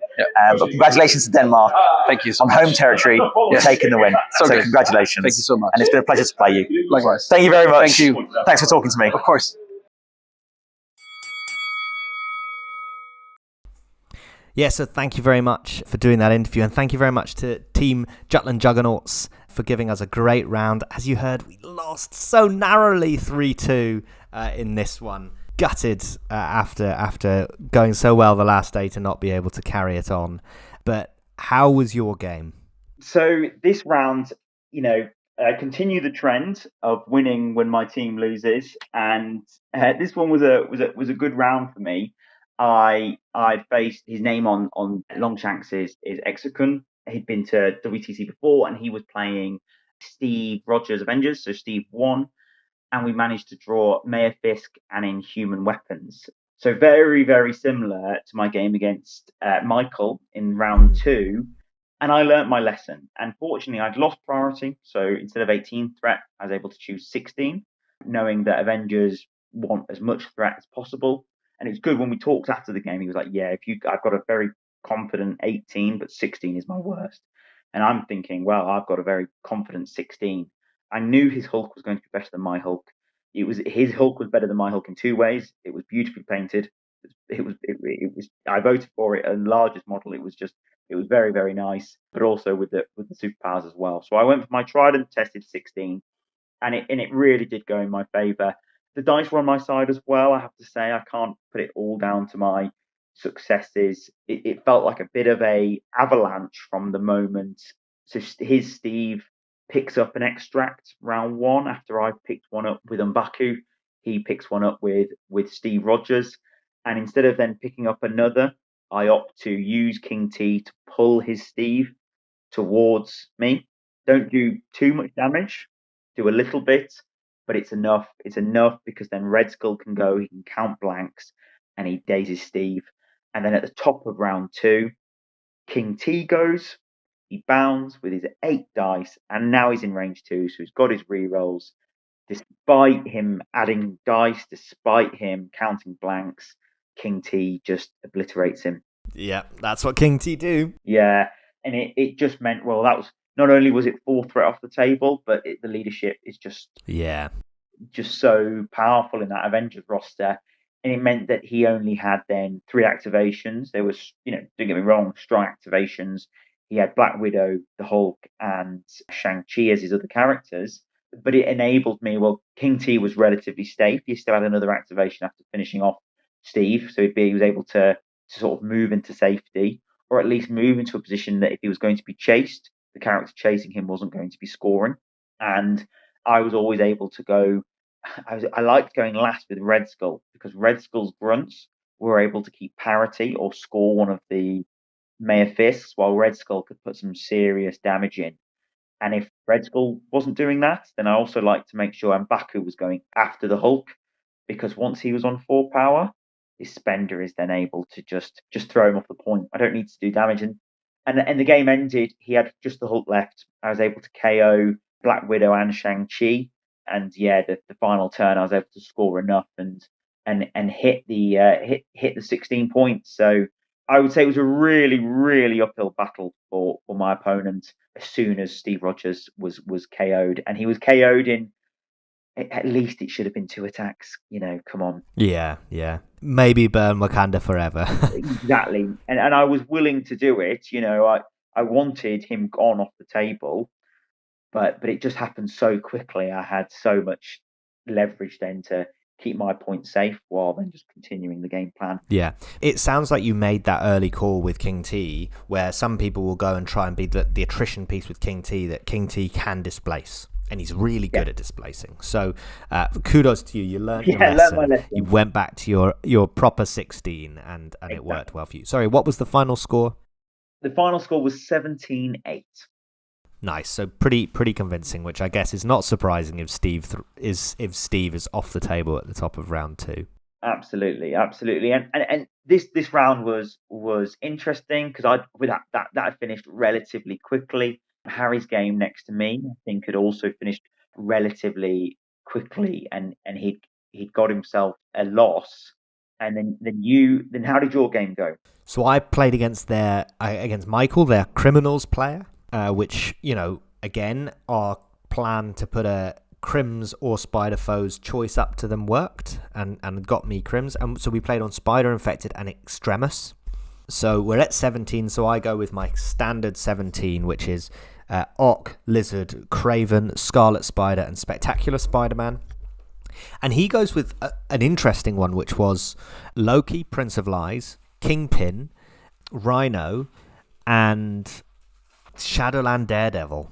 Interesting. So he is only 4 wide, and I'm thinking, okay, this is good for me because I can always get last activation, even though Michael has priority, but I can get last activation, which is what I want.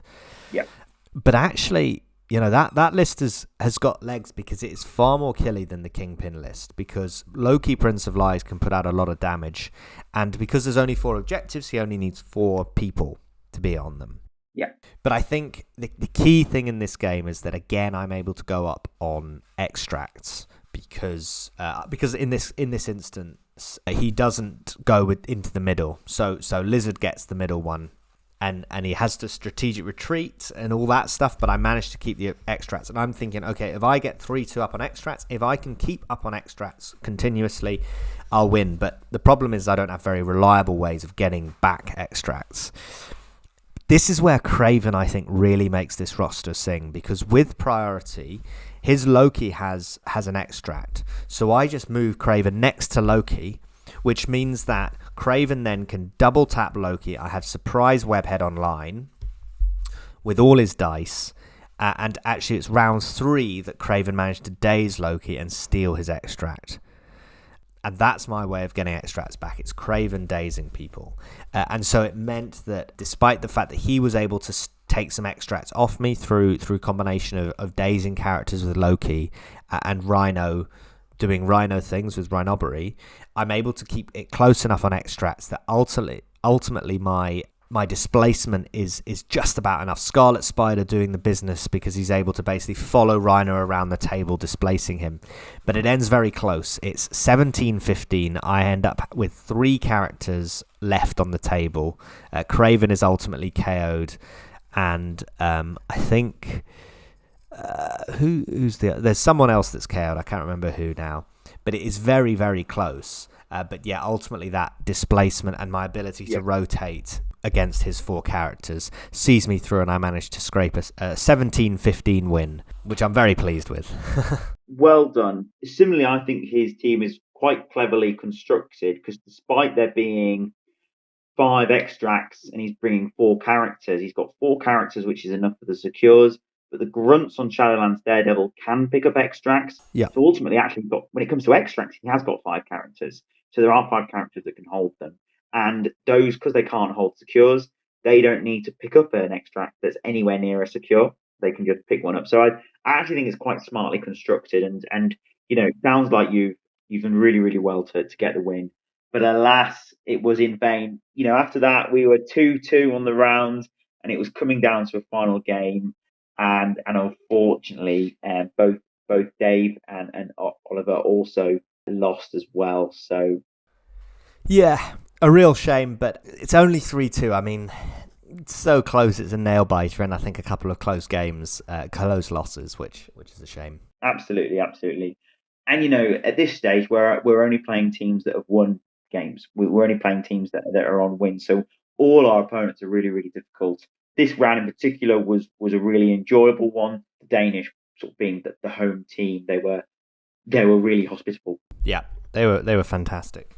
But alas, we move on into the final rounds, and this is our opportunity to go positive, our opportunity to show that Apocalypse and Inhumans, they're not necessary. We don't need them, and we are facing up against Hussars of the Galaxy, aka the Polish. Yeah, I mean, for a team that are 2-2, these guys are quality. Yeah. They were also quarterfinalists with us, so they had a very similar journey.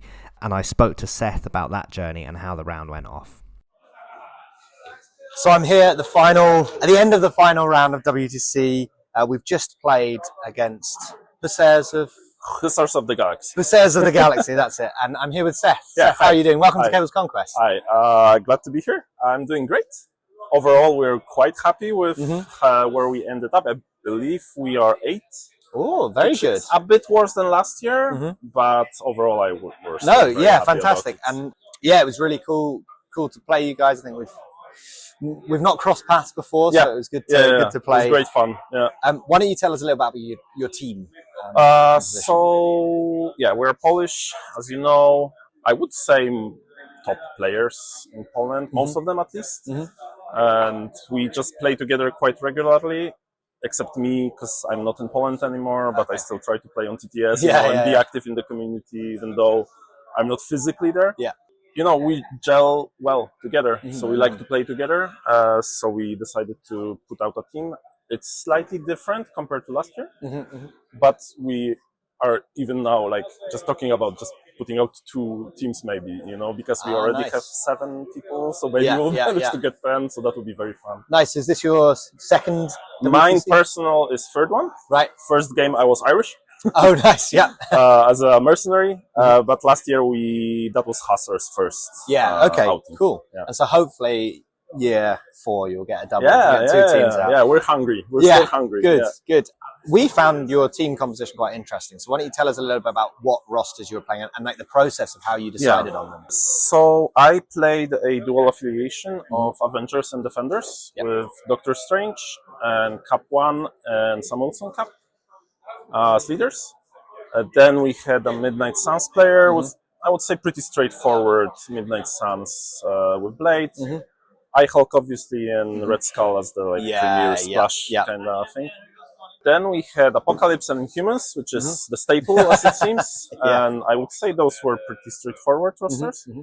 And one roster that I think could also be a bit of a surprise for some opponents was the Spider Foes. Yes, man after my own heart. I was a Spider Foe myself. So, Yeah, they were really interesting. And I guess your journey through the tournament, I think we were quite similar, right? We went 2-0 round 1, rounds 1 and 2, and I think you did the same. Yes. And then we both have come back down to 2-2. Exactly. So it felt fated to meet in this final. There weren't easy wins, the 2 first games. We went up against Canadians, and the second game was against Austrians. Yeah. Then we faced the champions. So, technically we're kind of second because, they just defeated us. Yeah, so, exactly. So we're happy with it. We've been saying we got to the quarterfinals. So because we played the Italian Maestro, the runners up. That's how the game works. Yeah, exactly. And I think we won priority on the role of for the pairings. Yeah. How did you feel that the pairing process went for you? Did you get the matchups you wanted? So overall, our pairing process, I think, is something we need to work on. I think we are, first of all, one of our kind of findings was that we're a bit too kind to each other. In that sense that, if you want to put me under the bus, and it's fine. Okay. And it's like everyone was saying that. And I'm like, no, okay. We need to be more assertive, and tell me what you want, and we'll adjust, right?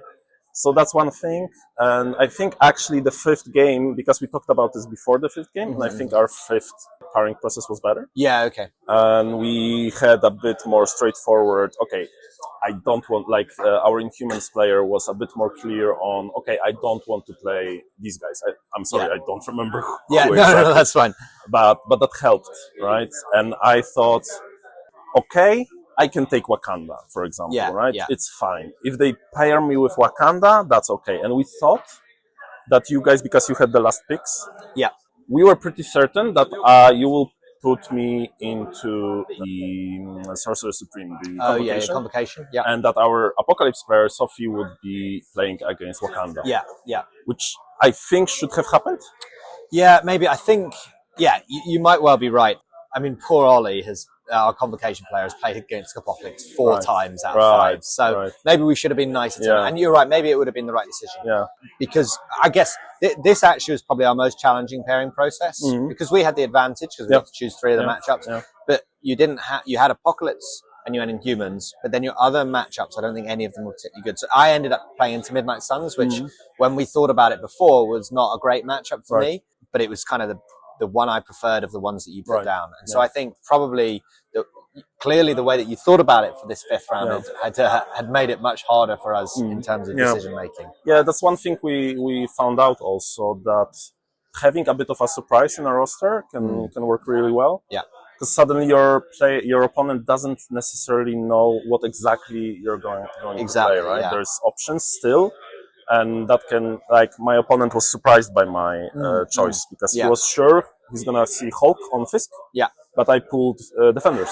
And it worked very well. Yeah, and so we have the same mindset. We've got quite an unusual setup as well. You've buried the lead. Your game was against our captain Curtis. Yeah. And you got a good win by the sound. Yeah, it was a very fun game. He's a great guy. I had a blast playing Curtis. As I said, like, he pulled his Wakanda shenanigans. I won prior, and I took my secures. We drew Fisk and Legacy Cure, and he said 16. Yeah, I was like, great. I was very happy with 16 because my 16 is Doctor Strange, Shang-Chi, Luke Cage, and Crimson Dynamo as a splash. Oh, yeah, that's a good splash. Which creates such a defensive bubble that is very hard to push through. And he plays attrition. He wants to kill, right? He had Red Skull 2, he had King T, M'Baku, and the 11 Wakanda plus a splash. Exactly. Which is very strong. But, he dealt like 5 damage to my Luke, which I mitigated with 1 heal. Yeah, and it's just I stopped this attrition so much that he can't keep up. Yeah, and if because Wakanda are over on attrition, but they're under on their they go down. They need to kill. They need to kill, and he was not able to push through my defense. And that Crimson Dynamo is an inspired choice. Crimson Dynamo is amazing still, only on Fisk. Yeah.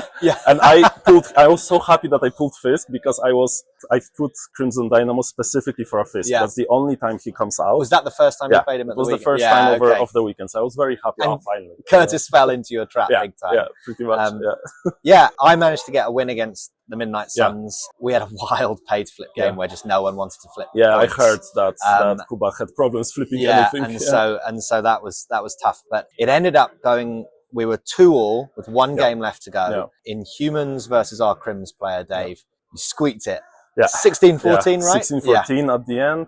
He talked to me briefly about the game, that it was very cagey, very even, and that he thinks he did some deployment mistakes that his opponent capitalized on, but he managed to pull through. And Dave said it was a great game, and it was an unusually enjoyable game against Inhumans because I think your opponent...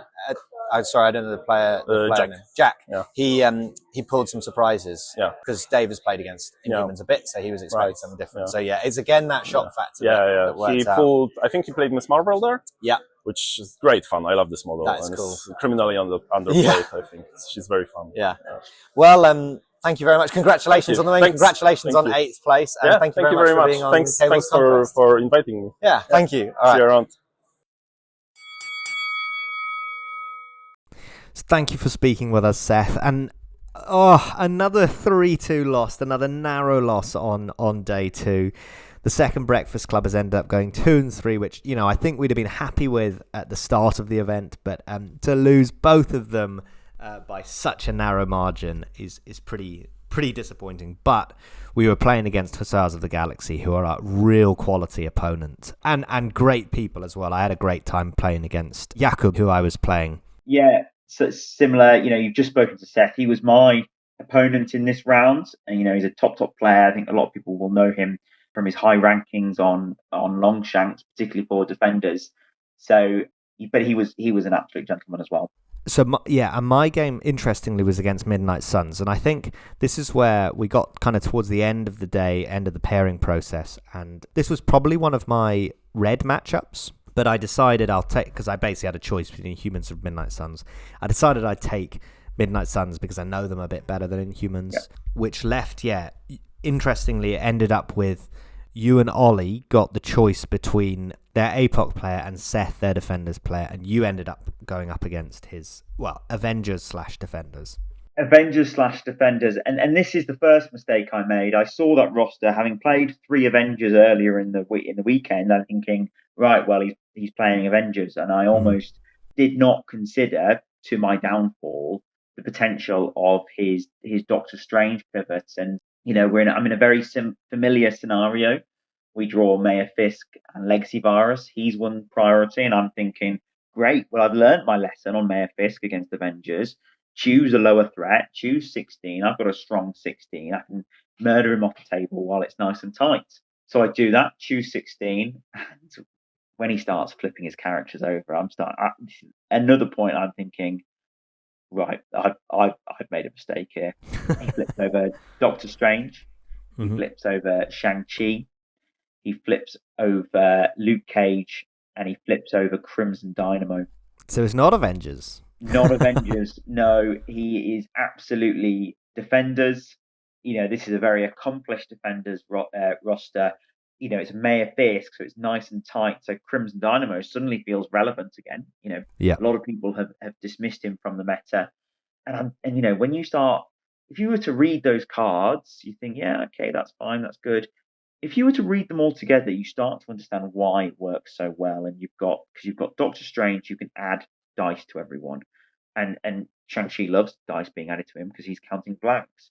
Luke Cage loves dice adding to him because he's damage reduction.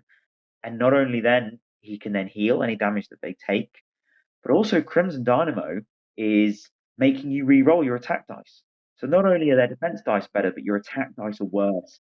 And similar to previous experiences with Avengers, they've got similar tools in their ability to displace you and stagger you, sometimes even activate you. And the final nail in the coffin is the Hex. The Hex. Oh my goodness. Yeah, sorry, I was trying to blank that from my memory because, this game ended 21-6 to Seth. Oof. And it's the end of a long weekend, and I certainly made some mistakes. I think the big mistakes I made was in the Crisis.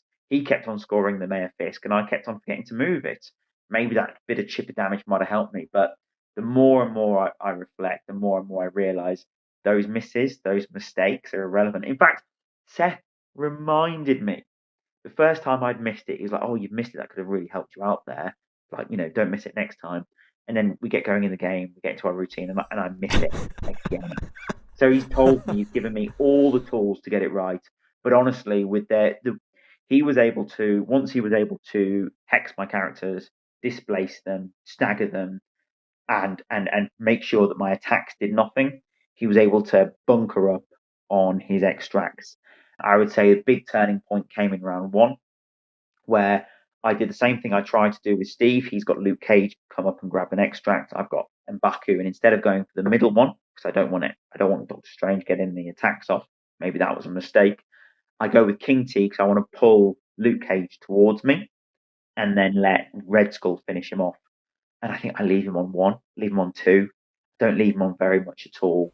But unfortunately, I don't finish him off. Yeah. And the next turn, my attempt to finish him off, he's able to Heroes for Hire himself. And not only does that Heroes for Hire, it gives him, it allows him to place within one of himself. So he gets himself some cover. It gets him out of range 2 of King T's rerolls, but it also enables him to then throw me away once he eventually, inevitably survives from it. And at that point, he can double move away with Luke Cage, and Doctor Strange can heal him up, and then he just bubbles up around Crimson Dynamo and Doctor Strange, and I just can't do anything to them. I don't have the action economy. I'm hexed. I'm staggered. In some instances, I'm shocked. It was rough. Seth played it so well. He displaced the right characters. My leadership was ineffective, and he put things like Hex and staggers on also the right characters. So yeah, really, really rough. But that Strange Defender roster is very good in the current meta because you have so many kind of wider attrition pieces. So you can put out a lot of Hex and basically neuter a lot of their action economy, which is what they need in order to get themselves going. Yeah, the best way to stop a Wakanda Forever turn is to make sure everyone's hexed going into it. Yeah. Because their ability to explode is gone. Yeah, 5 dices are nowhere near as potent when you're not exploding crits. Absolutely. So that was me. Probably not much more to say on it other than congratulations, Seth. Well done. How about you, though? You had different fortunes than me. Yeah, so I said I was playing Midnight Suns. We played on Mutant Madman and Montesi formula at 18 threat, which is ideal because it meant that Abomination was coming back out. I had very little variety in my roster. This weekend I played Ock, Lizard, Craven, Abomination and Spectacular Spider-Man. And I was expecting I-Hulk. And so I was umming and ahhing about whether I take A-Bomb or whether I take, either 2 of my 4s or bring in Werewolf by Night, who hasn't seen the table yet. But I decided, actually, yes, A-Bomb isn't great into I-Hulk, but also I-Hulk can be pushed by A-Bomb. So I stuck with my guns. I thought he's great at the crises. And in the end, Jakob didn't bring I-Hulk. He instead brought Blade, Dr. Voodoo, Encanto the Living Mummy, Wong, and Red Skull 2. So you're Red Skull, who's great in Midnight Suns because the bump helps him out to get in range to just murder things. This game started off very well for me because I went with Abomination last. Basically, he'd gone with all the characters on one side, so I went with Abomination on that side after they'd all activated, and I flipped a Mutant Madman over 2 of his characters, so I got 3 successes off 4 dice, which gave me the points advantage going into round 2. I think because I'd gone first, I was able to pick up the Montesi formula. Again, strategic retreating back because Red Skull had his way with Lizard. But it meant that I was 2 extracts to 1 up, and I was 3 secures to 1 up. So it gave me a big 5-2 lead going into round 2, which really set me up well. And this actually was the best Mutant Madman that the Mutant Madmen got, because after that, boy, neither of us could flip points. It was atrocious. We were failing off 3 and 4 dice rolls, uncontested. It was brutal. And actually, ultimately, that gave me the advantage because I got that early play. Craven again coming to the fore, able to daze Red Skull 2 before he got to activate in round 3.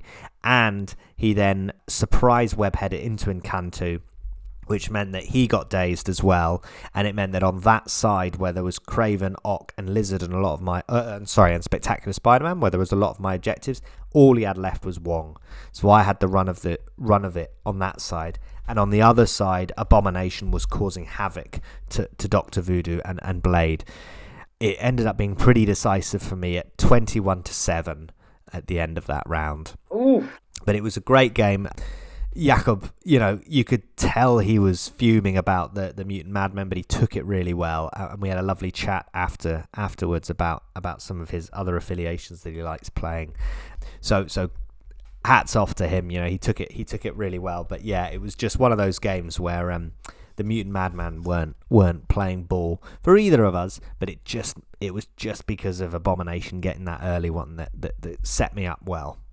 It gave you the edge, and it forced him to have to be more proactive and therefore take more risks. Yeah. And unfortunately, it doesn't sound like they paid off. No, and Craven, I know I wax lyrical about him a lot, but in 2 games in particular, that game against Apocalypse and now this game, the Criminals game as well. So 3 games, he was absolutely vital in being able to keep my extract advantage through his attrition, because he's got a hell of attrition. Yeah. But yes, alas, as we said, we lost that one 3-2 again. So another nail biter. But fortunately, Curtis, you were relevant this time. I was relevant. I lost and the team lost. Maybe if I'd won, the team would have won. So yeah, it's a shame that I left my only relevant game till the final round. Yeah. Yeah, so that was our 5 rounds. We're going to stop there because we'll do an outro. But first, you managed to get an exclusive interview from the tournament organiser, Gil himself. I did indeed. So let's hear from him now. So we've come to the end of a wonderful event, and I've got the real pleasure here of having Gil. Gil, welcome to Cable's Conquests. And firstly, I'd like to say a big thank you very much for hosting the WTC. This has been my first WTC, and it's been probably one of the best events I've ever been to. The quality of life, from the tables to the space to the food and the accommodation, the ease of getting here, it's been absolutely wonderful. Thank you. I want to catch you because I wanted to just get your thoughts. How do you feel the event's gone as a whole, just this one in particular? This one is, I'm really, really pleased. Of course, it's easier when you do the third time in the same spot. The hotel has been really good. We've had the same managers for the food service stuff, and he understands us. So they've been really good adjusting. I've had players saying they're so good. They upgraded the menu for us, which is fantastic. Yeah, I love the space. I'm getting embarrassed by, I've had people who comes and thank me multiple times over the weekend. And I get a bit shy about it, but it lifts my spirit that people are actually showing they're appreciating it. No. Yeah, and players, they don't all listen, so I have to say the same announcement 17 times and put on Discord for Jamie because he's slow. You do an incredible job at herding the nerds. There's a lot of players in here. We've got 160 players in this room. You yourself were playing on Team UN. How was that experience, TOing and playing? It was good fun. I mean, luckily I have two very good judges, Mads from Denmark and Guy from Israel, and they lifted like grown-ups. So instead of being 3 judges, me on a team. So I only had to do the logistic stuff in the hotel in between rounds and stuff. Doing the rounds, I was just a player and it worked perfectly. I mean, the judges were even on my case being slow on pairing and rule against me correctly. When I Brilliant. Yeah, he reminded me of how a rule worked and I was like, oh yeah, that's true. So yeah, and I just have to defer to them because that's why I have them. And in my experience, I mean, I didn't have any personal interactions with them, but the judges were real MVPs of this event. It actually, from my perspective, it enabled a really clean running of each round. Yes. Because there was a clear structure. Players could call the judge. Yeah. Players feel empowered to call the judge. And for the most part, in my experience, you might be able to tell me otherwise. Players respected the judgment of the clear decision making that came from those judges. Yeah, 99%. There was we've had 1 or 2 incidents where they had to warn the guy. Well, one guy saw yesterday that he needs to stop or he would get a warning. Right.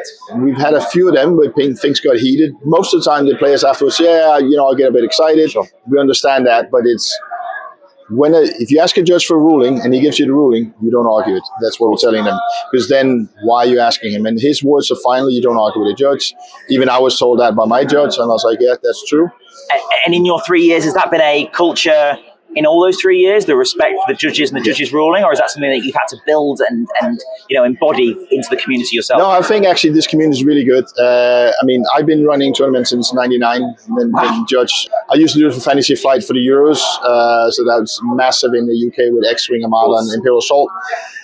If you have competent judges who shows a little bit of authority and themselves act professional, people will respect that and listen to the judges. I mean, I've had captains pulling their teammates away when they were being, too much, saying they were talking too much, or they just wanted to keep arguing. They knew, okay, we're going to stop this now because the judge is right and we need to stop arguing. They understand it mostly. There will always be 1 or 2 plays you have to tell them again. And it's like, now we stop now.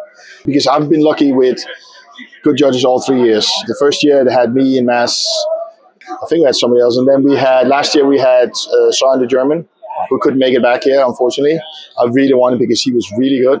And Mass as well. Mass has done it for 3 years. I do events with him. He does it in the other end of the country, along with a guy who does all of my terrain, John. So we help each other. So I give him terrain, he painted up, and then that way, and I give him mats. So he has equipment for his events, and I have somebody who's helping me get more and more. And then, of course, all the suites, bringing 20-some play tables as well. Of course. So yeah, it's a good cooperation. I feel like if you give people the proper setting, you basically tell them this is not just some little, mom and pop. This is a proper thing, so we should be on our best behavior. And as you said, I mean, everybody said the food was better this year than last year. Brilliant. Yeah, it was. I mean, when she called me up 3 days before the event and said, oh, by the way, it's easy for a kitchen if we change the menu and upgrade it to this. And I heard steak something on Friday. And it wasn't steak, but it was steak casserole. But I just heard steak something, and then I stopped listening. I'm a sauce man, so I was very pleased with that change. Yeah, and I was just like, so basically I heard from her say, we're going to give you better food, no extra charge, and you're going to be eating in the restaurant. We already agreed on that. So basically she was saying, can we upgrade this for you for free? And I was like, I don't understand the question. It's a statement, right? Yeah, it's a statement. So, and the players loved it. So, and if we then just reflect on the WTC as a whole, 3 years ago was the very first MTP WTC. It's a relatively fresh game in like wargaming generally. Maybe it's about 5 years old now. Yeah. So you hosted the very first. Yeah. This is now the third. It's been in Copenhagen. Yeah. each of those times, and you've been central to that. Yeah. How have you felt that journey has gone from doing it in its grassroots? You shared it with other systems at first? Yeah, the first year it's quite funny how it started, because after COVID and the things, we used to do, I was part of the WTC committee for War Machine. And after COVID, we had to pick it up, and then nobody could do it. We didn't have any bids for it 3 years ago. So I was like, I can host it here. I'll talk to the hotel. I was like, yeah, I can make it work. And then I'm in my playing club, and one of the guys I'm playing with, he says, wouldn't it be fun if we attach the WTC for MCP onto it? I was like, that's not a bad idea. Yeah. So I went to York Weekender the week after, talked to the UK guys what they thought about this. Well, that's probably pretty cool. We would do that. Wrote to the committee, do we have any problem in adding an extra game which is going to help us make sure we actually make budget, can make this cost, thing. Of course. Yeah, and make this a thing. And everybody said, yeah, that sounds like a great idea. And the fun part is we ended up having more MCP teams than War Machine teams that first year. So we ended up in total with 300 players. Unbelievable. Between the two game systems. It was fantastic. And then we was already decided that the year after we would split it up. And one of the things of the WTC is it's supposed to travel around between countries. I did make a stipulation that year 2 we would still do it here, because I basically had a loss for the first year because I did some calculating errors and other things cost more. So we said, I need the second year to try and recoup some of the cost, also because all the production terrain, borrowed some from Adepticon. Hank Williams, great guy, he borrowed me 2 years in a row, and he actually paid some of the cost of the transport. So I still want to pay him back for that. And then we put out that we want to have basically travel around and getting bids. And there was some people trying to do a bid last year, and then they worked out they couldn't do it because they didn't have the experience and they didn't realize how much of a production it is. I think while you're building the event's name for itself and it's coming fresh, I think it helps that when you've got the infrastructure to not try to do too much. It's really exciting. We've just had the announcement it's going to Holland, to the Netherlands.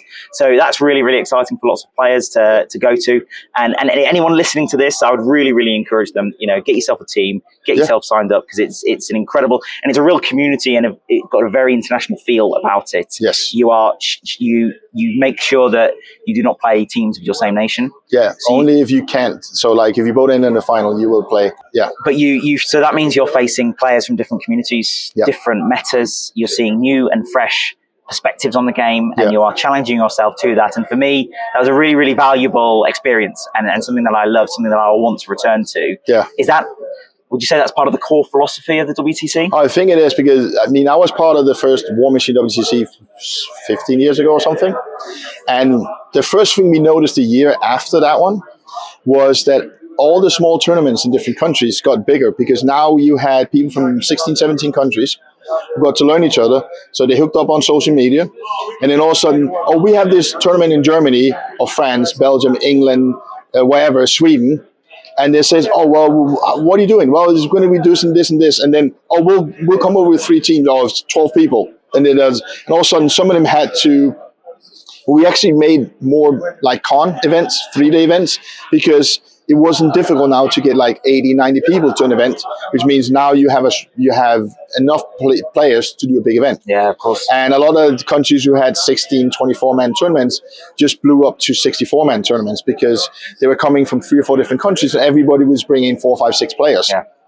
And I'm hoping this is going to be part of the thing, at least it's easier in Europe. We can't just go to the US, but get people to travel around Europe to other countries that, we want to do the 60-man tournament. Well, we come down. I know a lot of us, the UK and Danish, Czech and French guys have gone to like the Belgium tournaments. I've gone to a lot of UK tournaments. I have a regular thing going there.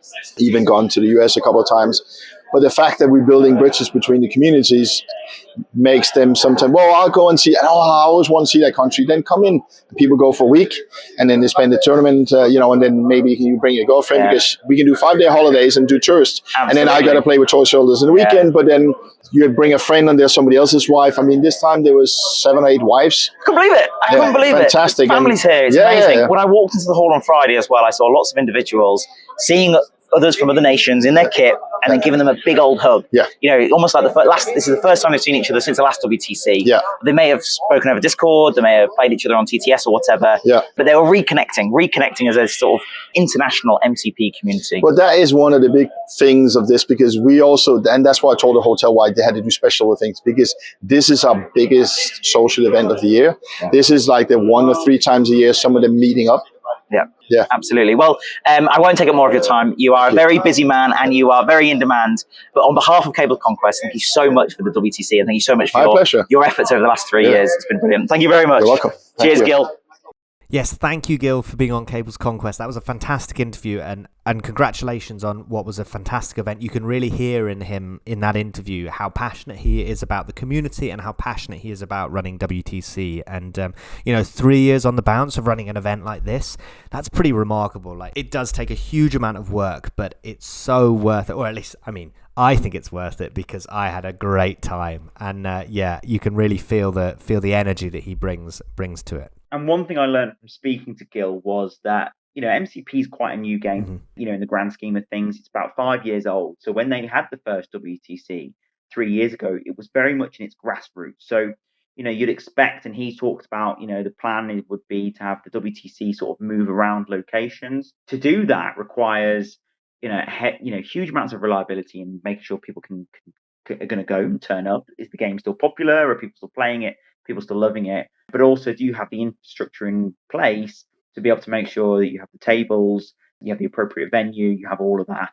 And so I think it's been a really great journey for Gil and for the committee sort of more broadly. They had 3 years in Copenhagen to really embed what the WTC is for Marvel Crisis Protocol. I think no one would now argue that it's now a fixture in the calendar that we come to expect. And therefore now it can spread its wings and it can go to its new locations. But, he is the person that took on those risks early doors. And so it's really great for him to see it be a success and for it to now go on and be in new places. Yeah, and it's remarkable because it really is a staple for so many people in the calendar that they actually build their MCP calendars around it, where they're building towards roster deadline. I think we were unusual in the sense that we had a lot of chopping and changing kind of towards the end. But I mean, as our team, we'd been established for a long time for this. And so it's a really impressive feat, given that it's only 3 years old. And now, as you say, it's spreading its wing and it's moving to Amsterdam next year. So that's exciting. And hopefully that will also breed new interest because it will be in a new location. I know this year they slightly struggled, especially early on for numbers, because it was in the same place. So people weren't so willing to travel. And actually, it's interesting because I think in this event, you really saw that I think the competitive side of the game was so much higher. The level of the game was so much higher. And I think that's because, there were fewer people just coming for a jolly to Copenhagen. Everyone there was really there to play MCP seriously. And I know, we've said it's been very friendly and it's all in a great spirit, but everyone was there to win or to do their best, which was really cool. Absolutely. Represented in the rosters, represented in the friendly competition. That is absolutely accurate. I would also like to shout out that there is no better place, or in my experience, there's no better place to try and be as competitive as possible. So much that they've got right at WTC are those quality of life experiences at the tabletop. The amount of space I had around my table every game was excellent.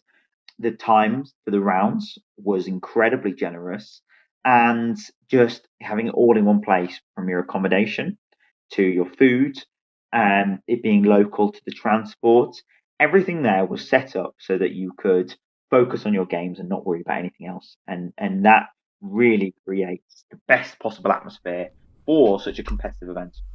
Yeah, and actually shout out the round timers. So I was a bit worried. I was like, why are they so long?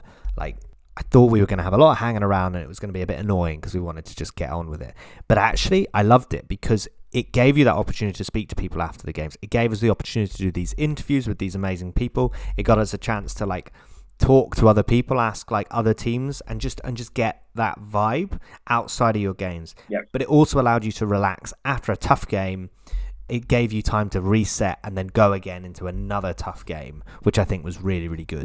Yeah, 100%. The second Breakfast Club, we ended up coming almost bang in the middle, just below 17th out of 32. We went 2-3, which I think, I mean, I'm really proud of us. I know it's a bit disappointing not to go positive, especially after going 2-0, but I think the caliber of opponents we played, I don't think there were any easy rounds. We lost 2 rounds 3-2 on day 2 against 2 very, very good opponents.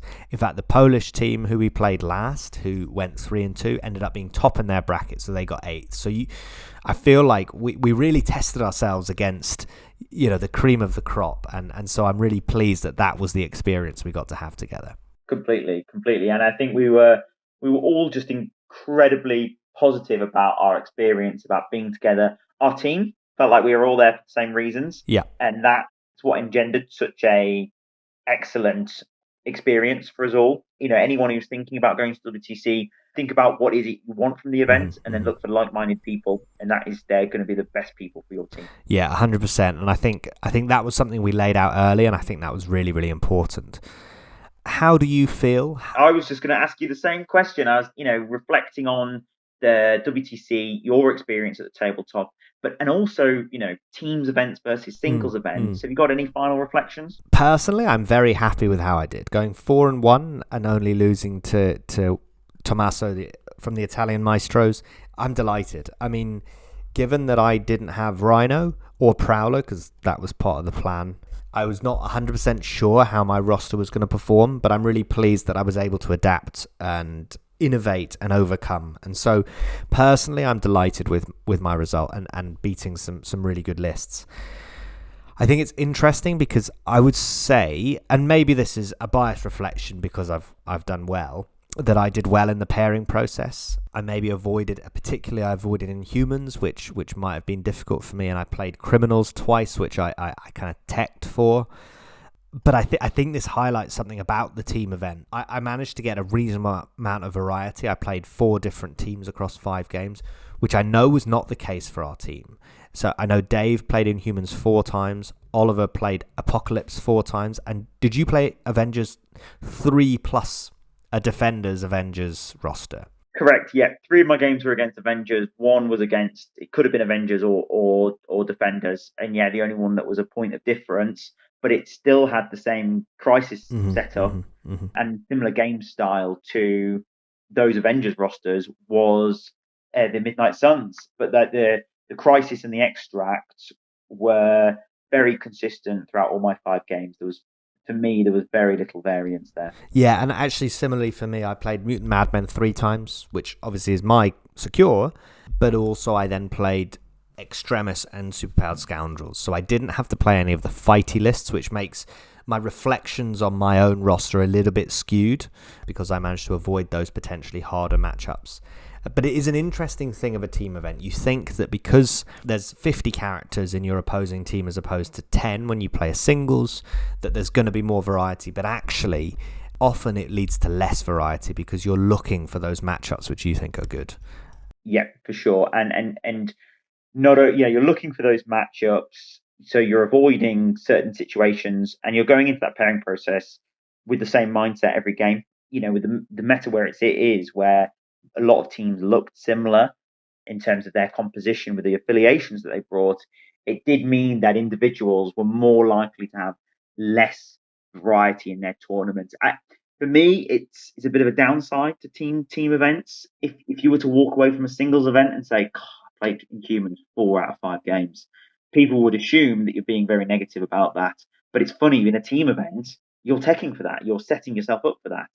So, yeah, it does mean you can get away with being a more skewed list because you can avoid certain pairings, and that can be fun, and that can be a challenge in itself. And of course, the vibes it brings being on a team, it just nothing can really compare with them. But for me, I learned WTC is fantastic. Other team events are great as well, but the MCP calendar needs to have a mix because I don't think you can reflect on your performance at WTC and 100% think, I must be mint. I went 5-0 with this affiliation. Well, was it 5-0 against the same 5 opponents and you got the same 5 results? Or likewise, I went 0-5, and I'm rubbish at this game, or my roster's rubbish. Again, that can't be accurate because you might have taken the bus every time. Imagine if you come to these events and you play 5-pack Dunfords. Your chances of going 0-5 are pretty high. Yeah. And I think actually you caught on a point as well that team events require a lot of prep for this reason. And so actually, I love team events, but I do think that as you say, they need their place in the calendar. You don't want too many because otherwise you become oversaturated, and there's so much planning that goes into these kind of events that it becomes difficult. So personally, going after WTC, I'm quite excited to be going back to some singles events and playing with a roster where I'm not restricted and I'm not having to plan months in advance. And I think that's where, WTC being an annual thing is fantastic because you have to plan so far in advance. But I think if all I was playing was team events, I'd probably get a little bit sick of having to plan so much. Sure, no, I completely concur, and I felt like we love being together on a team. But even Harry with X-Force, I think he was ready to park X-Force after this event. Oliver similarly is ready to sort of park those games which you want to just have fun in. You want to have fun in, and before coming into WTC, you feel like it needs to be practice. You don't want to let your team down. It needs to be practice. You need to be good with your roster. Whereas now, the stress is off, and we can go out and we can go and enjoy those games. So yeah, as we look ahead, I've got 2 events in the calendar. One of them is a particular special event on the South Coast. Do you want to tell us all about it? Yes. So if you need a bit of a breather after WTC, I certainly need just to take a breath and try some fun things out. We've got Crisis on the Coast, which I am running. I'm very excited. It's my first MCP event that I'll be running. It's in Entoyment in Poole. It's near Bournemouth. And it's going to be great. I'm trying to, anyone from the Southampton, Bournemouth area, please get in touch. I'm really trying to build sort of a meta. As I say, at the moment, it's me and Carl are playing games between us. So please come in and freshen things up. It will be on the 13th of December, so just before Christmas. Hopefully, we'll have the new Web Warriors boxes by then. So if anyone wants to bring them along, please do. I probably won't be playing them because I won't have had them painted up yet, and I've got other plans. But yeah, I think it's going to be great. It's just a one-day. It's 4 rounds, and I think it'll be pretty casual. We've got various people. I'm trying to keep it sort of beginner friendly. We want to introduce people to this game, and the Entoyment store in Poole is amazing. So if you want to pick any new toys up from there as well, then they've got everything under the sun. It's pretty immense. Brilliant. I think that rounds up our coverage of WTC. I think the short answer is that it's fantastic and you should all go. But before we end, Curtis, why don't you tell people where they can find you? You can find me and all the miniatures that I've painted on Instagram. I'm simple_edge highlights. If you want to drop me a message or hit me up, I'm in practically most of at least the UK based Discords. I'm Curtis H. So feel free to drop me a message, whether it's about MCP, the podcast, Wakanda, or my next journey, which I won't spoil. But looking at some new rosters for those two events coming up. So how about yourself, Archie? Where can we find you? So I'm also on Instagram. I'm at Smeagol's Corner, Lord of the Rings reference to go with the Second Breakfast Club. Actually, I was delighted to win the best painted large base model with my Abomination, how have we not mentioned which that? I totally forgot to mention. So I'm really pleased with that. I got a bunch of new cool AMG or AMP paints, which I'm excited to try out. And so you can see my painting journey there, and you can see my Abomination on Instagram. I'm also on Discord as Archie_RC, and on Longshanks as Archie Cable. So reach out with anything you want to talk about. I'm particularly hyped about how Spiderfoes are doing at the moment. So if you want to message me about them, please do. But if you want to message me about anything, particularly Crisis on the Coast, go for it. But thank you all for listening. Thank you, Curtis, for being my co-host once more. And until next time, keep up the conquest.